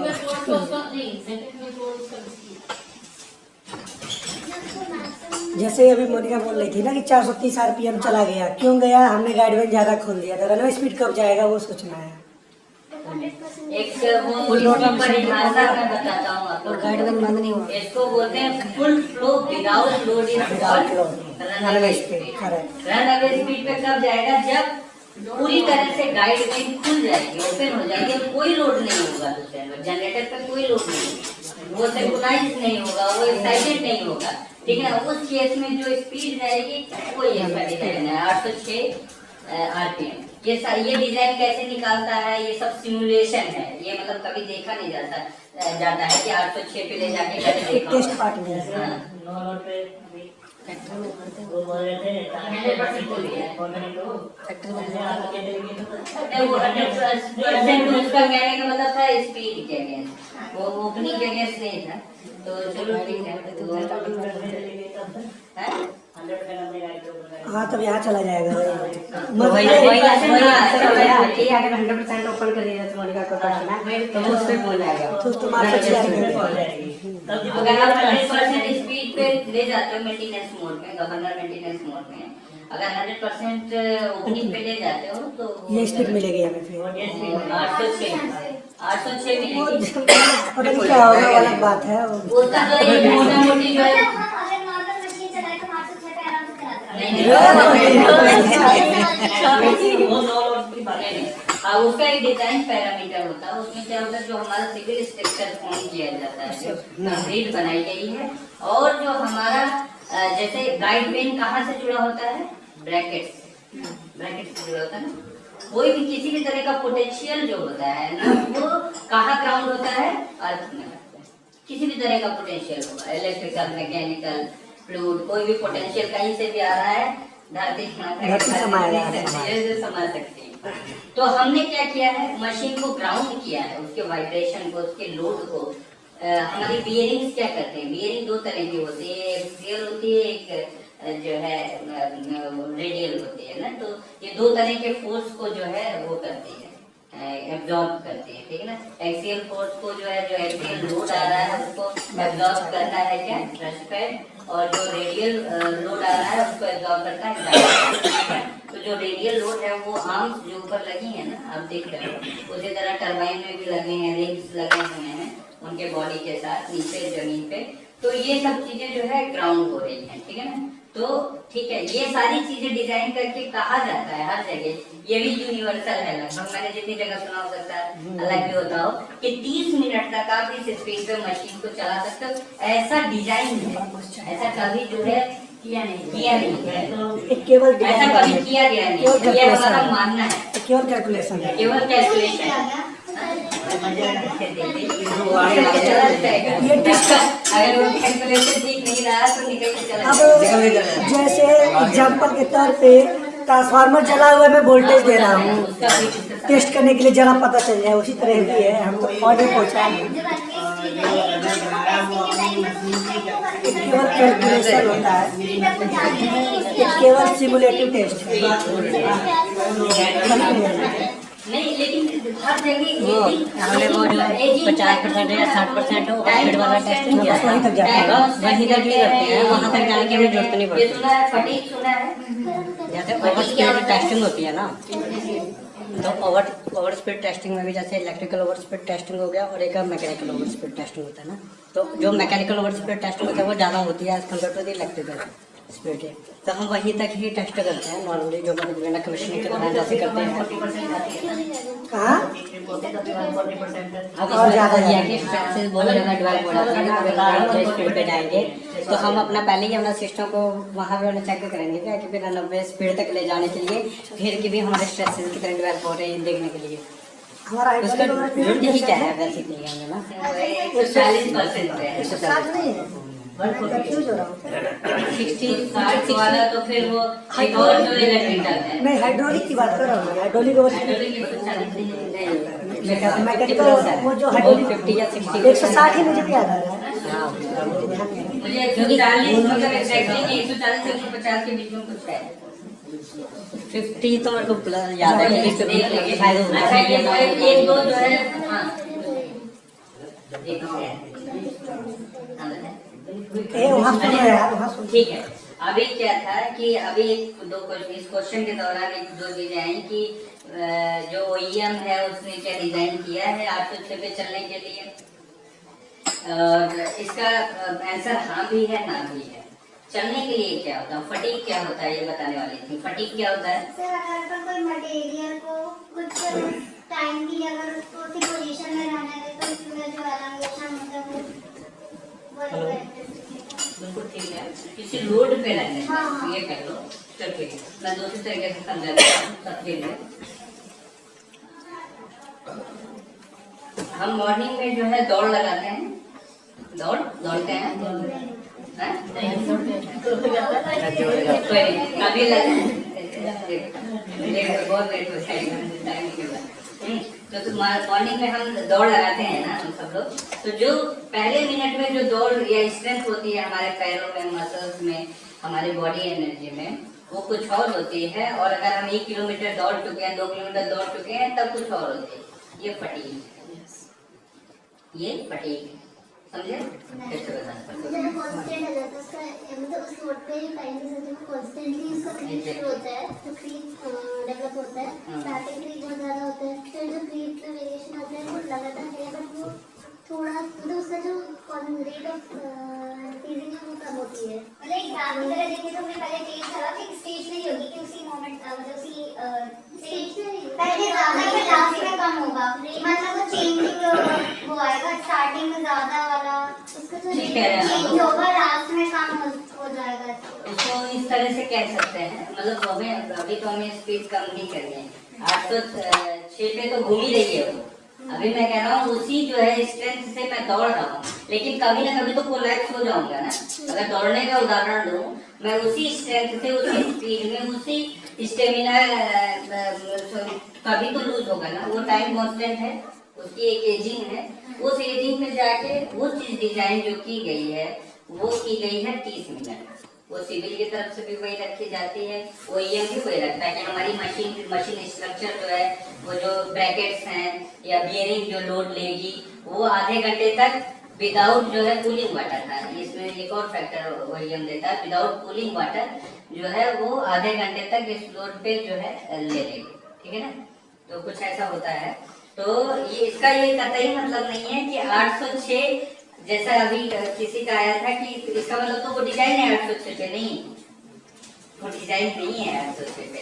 वो ये कह रहा है कि इतनी देर तक चल सकता है, कोई ऐसी कंडीशन कभी बने तो आप इतनी देर में आधे घंटे के अंदर उसको कंट्रोल कर लो, नहीं तो फिर वो दिक्कत वाली बात है। सर एक क्वेश्चन है, जैसे कि हमारी गाइडलाइन ओपनिंग में हमारी शॉप की स्पीड बोला ना, स्पीड थोड़ा करिए ना, क्योंकि जो हमारी शॉप की स्पीड है जाते में वो गाइडलाइन ओपनिंग पे हम थोड़ा नहीं करेंगे, उसकी भी क्या एफिशिएंसी टाइम के साथ डिक्रीज होती है? तो उसमें रोजाना आता है तो होगा ना, रनर की एफिशिएंसी डिक्रीज होगी तो जो है 100% वो ज्यादा वाटर खाएगा। मतलब ऐसा होगा कि हम ज्यादा ओपनिंग के साथ कम स्पीड है, मतलब टाइम के साथ स्पीड मत कहो अभी, क्योंकि ये जो है पावर आउटपुट में बोला, पावर आउटपुट में बोलते हैं, क्योंकि जो स्पीड जो है ना, अभी जो हम अभी जिस फॉर्मूले की बात हम कर रहे थे, हर्षित बताया जो है n=120 f/p, उसमें तो ये फिक्स है, n फिक्स है, p फिक्स है, f फिक्स है, इससे सारा कुछ आइटम फिक्स है, तो उतनी स्पीड में f जो है थोड़ा बहुत वेरी करता है, वो फिक्स नहीं है। जैसे Q वहाँ पे वेरी करता है, उससे इस तरह यहाँ पे f वेरी करता है, तो उसमें थोड़ा बहुत स्पीड में हो सकता है 427 पे आ जाए, 26 पे आ जाए, या जैसे हमारी एक टाइम पर ऐसा हो कि अभी हमने जिस गाइडलाइन ओपनिंग जो परसेंट रखी है उस पर हमने एक स्पीड ले रखी है 40 के लिए, वहीं अगर सपोज मतलब टाइम के साथ हमें 428 की स्पीड के लिए गाइडलाइन की ज़्यादा ओपनिंग करनी पड़ी, तो हमारी एफिशिएंसी कहीं ना कहीं गाइडलाइन होता है बिल्कुल से, लेकिन लोड भी फैक्टर रखो वहाँ पे। हर बार जब ये क्वेश्चन आप कर रहे हो ना, दिमाग में लोड भी फैक्टर रखो, या जो है विदाउट लोड की अगर हम केवल बात करते हैं कि वो स्पीड पे लाना है, हम मेंटेनेंस मोड में चला रहे हैं या मैनुअली चला रहे हैं, तो हाँ एग्जैक्टली, अगर रनर की एफिशिएंसी लॉस हुई है तो हमें उतनी ही स्पीड में घुमाने के लिए उसको ज्यादा जो है खोलना पड़ेगा। एग्जैक्टली, वो तो आपका पहला फॉर्मूला था, Q = power = Q × G।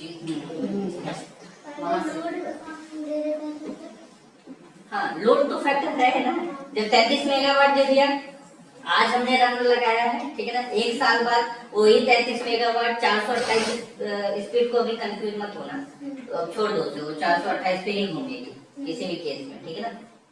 428 speed पे जो लोड है 33 मेगावाट, ठीक है ना, 33 मेगावाट पे हो सकता है आज जब हमने रनर लगाया वो जो है क्यूमेक्स जो ले वो 19 ले, लेकिन एक साल बाद हो सकता है 20 ले, वो यही एफिशिएंसी लॉस है। वो जो एफिशिएंसी लॉस हुई है उसकी वजह से गाइड में ज्यादा खुल गया और ज्यादा फ्लो से देना पड़ रहा है, वही सेम जो है लोड अचीव करने के लिए। और इसको समझने के लिए एक बार हमें मशीन समझना पड़ेगा, शायद अभी जो है आपका उस इलेक्ट्रिकल में नहीं ट्रेनिंग हुआ है, मशीन एक बार समझ लेंगे फिर ये क्वेश्चन और अच्छे से रिफाइन हो जाएगा। अच्छा ठीक है ना, तो मशीन क्या है कि हमारा 428 तो फिक्स रह गए, ठीक है, उसके बाद हम एफिशिएंसी वगैरह देखेंगे। लोड देखो जैसे नो लोड पे 428 आरपीएम पे घुमाना है या लोड के साथ लोड पे घुमाना, दोनों के लिए हमें पावर तो चाहिए ना, नो लोड पे घुमाने पावर चाहिए, उसके लिए कुछ पानी चाहिए, एफिशिएंसी डाउन होगा तो ज़्यादा पानी लगेगा, चाहे वो नो लोड पे वो फोर्स क्रिएट करना हो चाहे लोड पे फोर्स क्रिएट करना हो, कुल मिला जुला के हमें पावर की ज़रूरत है, चाहे नो लोड पे घुमाने के लिए हो चाहे लोड पे घुमाने के लिए हो। तो अगर आपकी एफिशिएंसी डाउन है तो उस पर्टिकुलर पावर को पाने के लिए वो ज़्यादा पानी लगेगा। जैसे मोनिका बता रही थी 12% पे इन्होंने फुल स्पीड लाया है ना, अगर मेरा एफिशिएंसी डाउन हो तो 13% भी हमें खोलना पड़ता है, हो सकता है, हो सकता है इसीलिए मुझसे गलती हुई हो कि पिछली बार जब मैंने घुमाया था पीक सीजन में तो 12% खोला था मैंने, तब जाके स्पीड मिली थी, इस बार 12% मार दिया तो ज़्यादा भाग गया, क्यों? क्योंकि अभी एफिशिएंसी बढ़ गई मेरी मशीन की, वही 11-10% अच्छी हो सकता है मुझे, वही है। आगे चले, हुआ है ये बिल्कुल बिल्कुल रशिया का तो आपको उदाहरण दे रहे थे, 3-4 मशीन निकल के बाहर टहल, मतलब रनवे पे जाने के बाद भरोसा नहीं है क्या होना है,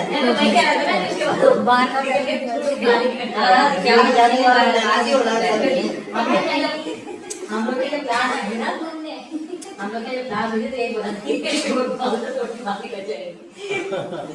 अच्छा इसी सबको ये 806 ना जाए, इससे पहले के लिए जैसे वो डिस्कशन हो गया था, मैं सोचा था उसको भी रखेंगे, लेकिन काफी अच्छा उसी के ऊपर डिस्कशन हो गया कि उससे पहले जो है हाइड्रोलिक ओवर स्पीड है, इलेक्ट्रिकल के कुछ जो है हमारे डिवाइसेस हैं जो पिकअप सेंसर वगैरह से जाते हैं वहाँ रिले में, उसका वो है आउटपुट है जहाँ से वो ट्रिप करवा देता है, तो इस स्पीड पे जाने का कोई चांस नहीं है। बाकी और बहुत ढेर सारे जो है प्रोटेक्शन सिस्टम है जो उसको अवॉइड करते हैं। यही हमने जो हेड दिया है इस वाले जैसे हमारे फ्रंट में हमारा जो हेड है, ये अगर इस हेड में हम जैसे कुछ प्रोडक्ट्स होते हैं जो रैम के नीचे भी होते हैं, और कोई अगर इसका हेड हमारा कम होगा या फिर जो इनिशियली हमें मिला था वो 66 का, उस हिसाब से हमारा हेड होता था। तो अगर हम इसी शाफ्ट की स्पीड हमारी वो बढ़ती, मतलब यही सेम डिज़ाइन रखते सब कुछ, तो हमारी स्पीड इसी 90 मेगावाट के हमें डिस्चार्ज से बढ़ाना पड़ता है। मैं बताया ना, ये जो अभी एनएस कहा मैंने ना, ये एनएस तो बहुत पहले डिसाइड हो गया, स्पीड तो बहुत पहले डिसाइड हो चुकी है। अब क्यू वगैरह तो उसके अगेंस्ट रनर का साइज, इसीलिए साइज डिसाइड कर रहे हैं, इसीलिए पूरे रनर में कितना जो है लोड रखना है, क्या साइज रखना है, उसका आउटपुट कितना लेना है, ये सब तो बाद में डिसाइड हो रहा है। कम कर रहे हैं, मतलब हमारा हेड कम हो रहा है और हम इससे ज़्यादा स्पीड रखेंगे, इसी मतलब यही हमारी मशीन से हम हेड कम कर रहे हैं तो हमारी स्पीड इसमें डिस्चार्ज बढ़ गई, तो रनर का साइज हमारा जो राइट ओपनिंग ये सब कुछ ये मतलब ये इनिशियली डिजाइन सेम मशीन कहने का मतलब ये है कि अगर हाइट कम भी, जो भी हमारे जो है रनर उनका साइज डाया वो सब चेंज होगा, ऐसे ही सेम मशीन से। मैं इस तरह से बताता हूँ आपको, तो एक मिनट के लिए ये फॉर्मूला देख रहे हैं हम लोग ना, power is equal to efficiency into density into flow into gravitational force into head. आप हेड की बात कर रहे हो, आपने हेड कम कर दिया for the same machine, for the same capacity and same structure, Q should be more, ठीक है ना, क्योंकि मल्टीप्लाइंग फैक्टर डायरेक्टली प्रोपोर्शनल है, मल्टीप्लाइंग फैक्टर है। मल्टीप्लाइंग फैक्टर में एक चीज कम करेंगे तो दूसरी चीज बढ़ानी पड़ेगी उसी को अचीव करने के लिए। लेकिन आप, मुझे लगता है कि आप स्पीड में फिर से चले गए, आप लोड में करिए, ठीक है, लोड आप ये कह रहे हो कि क्या इसका लोड कम हो जाएगा, एग्जैक्टली अगर क्यू वही है और एच कम हो गया तो लोड कम हो जाएगा 100%। तो सर जैसे उस दिन एक दिन हमारे जो एक है हमारे जो एक बार प्लांट में गए थे, तो उस दिन ऑफिस में जब मैंने कहा कि ऊपर वाला प्लांट है 15 मेगावाट, तो उसके लिए हमने उस मेगावाट के लिए 1000 आरपीएम का दिया है। उससे नहीं मतलब रखो, वो ये आप उसको छोड़ दो, आरपीएम को अभी ना फ्लो और हेड के अगेंस्ट छोड़ दो, वो तो हम अचीव कर लेंगे, वो बहुत ही मतलब माइनर फैक्टर है उस जगह पे ना। वो शायद जो है जैसे अपनी मशीन का हमने जो है 19 लिया है, ठीक है ना, 59 पॉइंट समथिंग पूरे प्लांट का है, 99 मेगावाट का, तो हो सकता है वो 60 करके वो चीज अचीव कर लेता 80 स्पीड को, मैं सबके लिए कह रहा हूँ वो स्पीड। और स्पीड तो आपका कौन से फैक्टर डिफाइन नहीं होगा, है, स्पीड तो आपका कौन से डिफाइन हो रही है?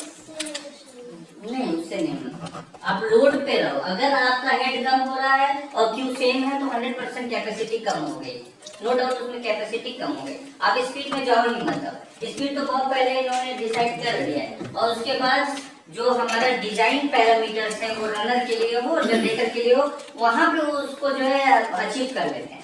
तो ऐसा ही है ना सर, ऐसा उसके लिए मतलब जनरेटर में कुछ अच्छा कर देंगे वो, या रनर में कुछ अच्छा कर देंगे, अच्छा एफिशिएंट रनर बना देंगे ना, ठीक है, वहां से उसको अचीव कर लेंगे। वो फैक्टर नहीं होता, वो जो 1000 पे चला ले, 428 पे चला ले, 166 पे चला ले, उससे भी नीचे चला ले, ठीक है, 36 पोल की भी मशीन है, 166 में भी चला रहे हैं वो लोग, ठीक है ना, वो फैक्टर नहीं होता है, वो कहीं और से अचीव कर लेते हैं उसको।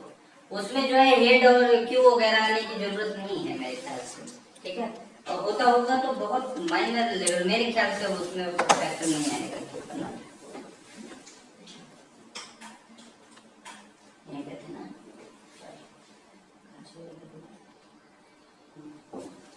हाँ, रेटेड आउटपुट हमेशा जो है टरबाइन साइड, ये रेटेड आउटपुट 34.772 क्यों दिया है नए बच्चों में, है? नहीं, रेटेड आउटपुट टरबाइन के लिए बोला है, रनर के लिए रेटेड आउटपुट बोला है 34. ये जो रनवे स्पीड के नीचे वाली लाइन डिजाइन है, ठीक है, डिजाइन क्यों ज्यादा है, हमारी मशीन तो 35 की ही है, तो रेटेड यहाँ 34 क्यों दिया है? ना पावर फैक्टर नहीं, ना ओवरलोडिंग। अब रेटेड आउटपुट जब मशीन का कितना है, ये तो रेटेड बोल रहा है पहले ये पूछ लीजिए मशीन का रेटेड आउटपुट कितना है। यूनिट 1 का रेटेड आउटपुट कितना है? रेटेड आउटपुट क्या है मेगावाट में? यूनिट 1 का पता है, 2 का 3 किसी का रेटेड आउटपुट क्या है? अरे आउटपुट क्या है मेगावाट क्या है? 33 बस अब आया लेकिन ये रन 34.772 क्यों? ओवरलोडिंग छोड़ दीजिए, रेटेड बोल रहा है, देखिए ना बिल्कुल साफ साफ लिखा है रेटेड आउटपुट। अरे मैक्सिमम मत बोलो, सोचो थोड़ा सा। सोच लो, बहुत जल्दी जवाब देंगे उसने, तो आसान सा जवाब है, कोई बात नहीं। नहीं चेक मत नहीं, चेक करके बनाते हैं, बनाने के बाद नहीं चेक करते हैं।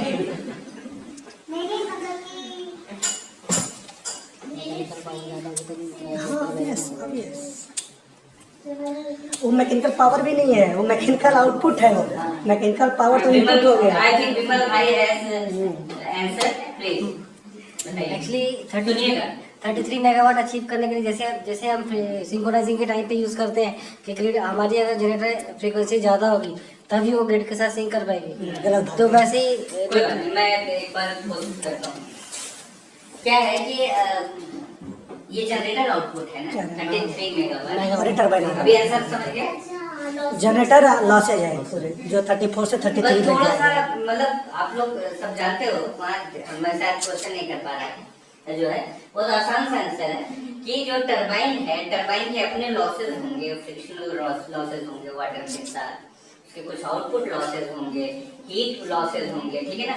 ये सब लॉसेज जो है ये 4.772 माइनस हो जाता है, उसकी वजह से तब वो 33 वहाँ तक पहुँचा पाता है। ये कह सकते हैं जनरेटर हमेशा रनर जो था वो अपर साइड डिजाइन होता है एट रेटेड कैपेसिटी, तभी तो वो जनरेटर को वो आउटपुट दे पाएगा ना 33 मेगावाट। ठीक है, बहुत छोटी छोटी चीजें हैं जो कभी हम उस तरफ सोचते नहीं है, इसलिए वो छूट जाते हैं, इसलिए भी मैंने ये थोड़ा सा डाला था। ये मैं सोच नहीं रहा था, मैं सोचा 33 तो सबको पता, 34 वाला भी डिस्कस किया जाए।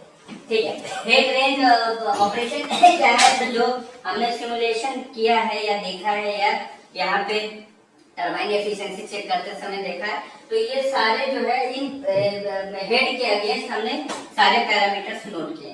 तो ये हमारा हेड रेंज है, हम 176.4 मीटर से 208 मीटर तक के बीच में कहीं पे भी मशीन को चला सकते हैं, अलग अलग लोड पे, मैक्सिमम लोड पे भी, मिनिमम लोड पे, ठीक है, हेड के अगेंस्ट के। इसके इसमें क्या वेरी कर जाएगा कृतिका, अगर 176 मीटर पे चलाओगी तो 33 में क्या मान लो 176 मीटर पे आप चला रही हो हेड पे, तो अगर आउटपुट मुझे लाना है तो क्या मुझे बढ़ाना पड़ेगा? डिस्चार्ज, ठीक है, 208 पे जो है डिस्चार्ज कम होगा कि मल्टीप्लाइंग फैक्टर है, बस इतना सा याद रखना है। और जो उसमें चीजें हैं 3 और आइटम्स हैं वो उसको छोड़ दो आप। अगर हेड कम हो रहा है, हेड भी वेरी करता है, फिक्स नहीं कहते हैं, नेट हेड को फिक्स कह लेते हैं कभी कभी।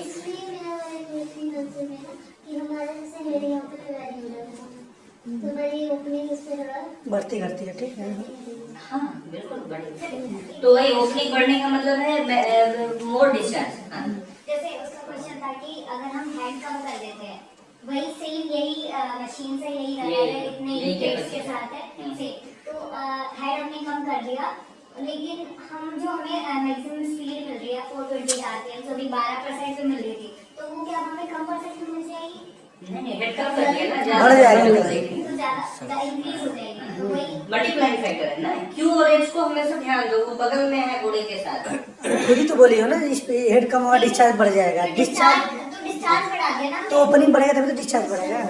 गाड़ी में ज़्यादा खोलोगे तभी तो डिस्चार्ज बढ़ेगा ना, गाड़ी में कम खोलोगे डिस्चार्ज घटता जाएगा। तो मोनिका आपका क्वेश्चन है ना डबल था उसमें, एक तरफ आप बात करें पावर की, एक तरफ बात करें स्पीड की। वो तो मैं आगे पूछ रही हूँ। नहीं, जैसे अभी अपना ये क्वेश्चन है तो हेड कम कर दिया तो इंक्लूड कर दिया था, स्पीड भी और पावर भी।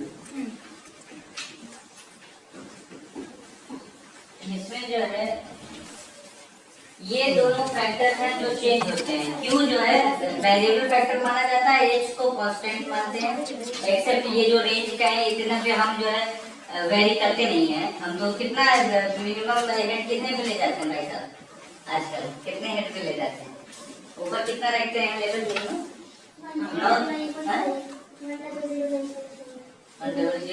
9.5 रखते हैं। तो जो है इसको आप सेंट्रल लाइन से ही माइनस करके देखो कितना है। सेंट्रल लाइन मशीन का क्या है? 802.5 802.5 सेंट्रल लाइन है। उसको जो है 1.5 से माइनस करके देखेंगे जो रेट आएगा मिनिमम वाला वो इससे ज्यादा आएगा, तो 86 से भी ज्यादा है। तो हम ले नहीं जाते हैं। तो ठीक है मोनिका, वो चीज स्पीड वाला बिल्कुल दिमाग से निकाल दो। मैं मतलब उस पर बहुत ज्यादा डिस्कस नहीं करना चाह रहा हूँ, क्योंकि उसको अलग से एक बार डिस्कस कर सकते हैं। ठीक है, स्पीड बिल्कुल दिमाग से निकाल दीजिए। आप लोग को आपका क्वेश्चन काफी रिफाइंड था उसके बाद, लेकिन फिर भी उसको अभी जो है नहीं करते। हाँ, वर्किंग ऑफ फ्रांसिस टरबाइन, जरा इसको हम समझेंगे। इसमें ही सारा कुछ जो कुछ थोड़ा बहुत मैंने अलग अलग स्लाइड्स में बताया है, यहाँ पे कोशिश करूंगा कि कुछ एक्सप्लेन कर पाऊँ। ठीक है,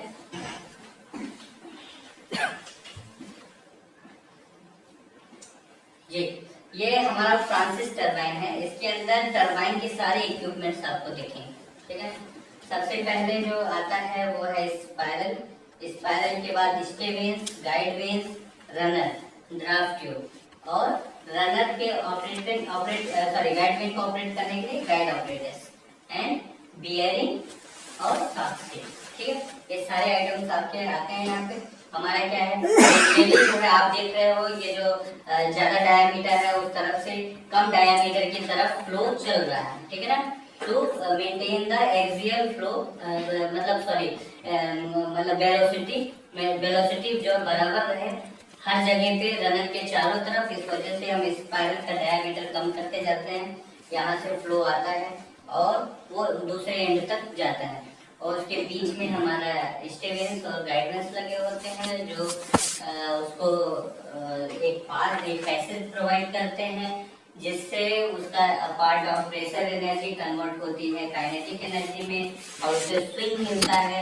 इस ब्लेड से गुजरते हुए वो प्रेशर एनर्जी यूज करता है, और ब्लेड के एंड पे जब वो निकल रहा होता है तो वो बकेट शेप की वजह से वहाँ पे इम्पल्स फोर्स भी जो है अप्लाई होता है। उसके बाद एक्सियली वो पानी बाहर निकल जाता है। ठीक है, ये सिंपल सेंसर है। फिर एक बार वीडियो देख लेते हैं उसमें क्या दिखा रहा है। ये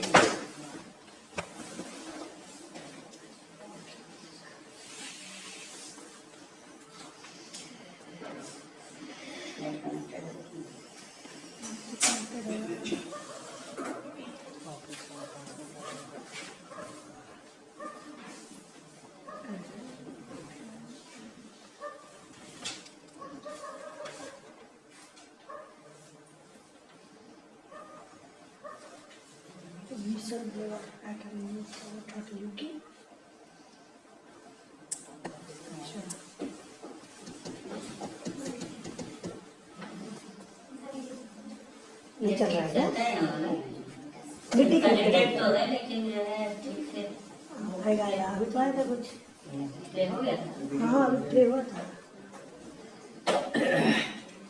कोई F समथिंग दबाना पड़ता है ना,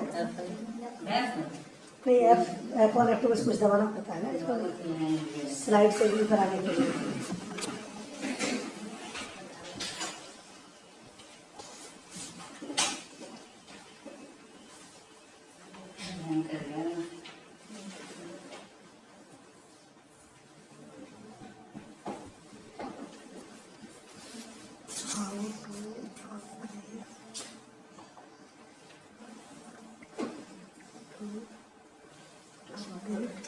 YouTube video on PPT.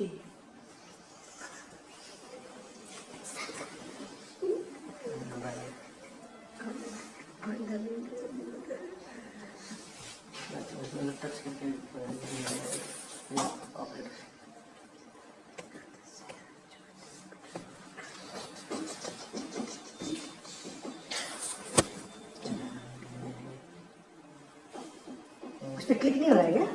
तो हो रहा है, हो रहा है, क्रोम में लोग खुल के ना चला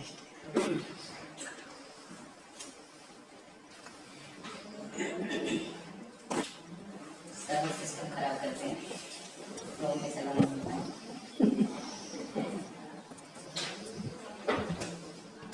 ये फ्लाइट मोड में क्यों है, ये बाहर आ गया ना, ये कुछ हैंग हो रहा है। वो उसके बाद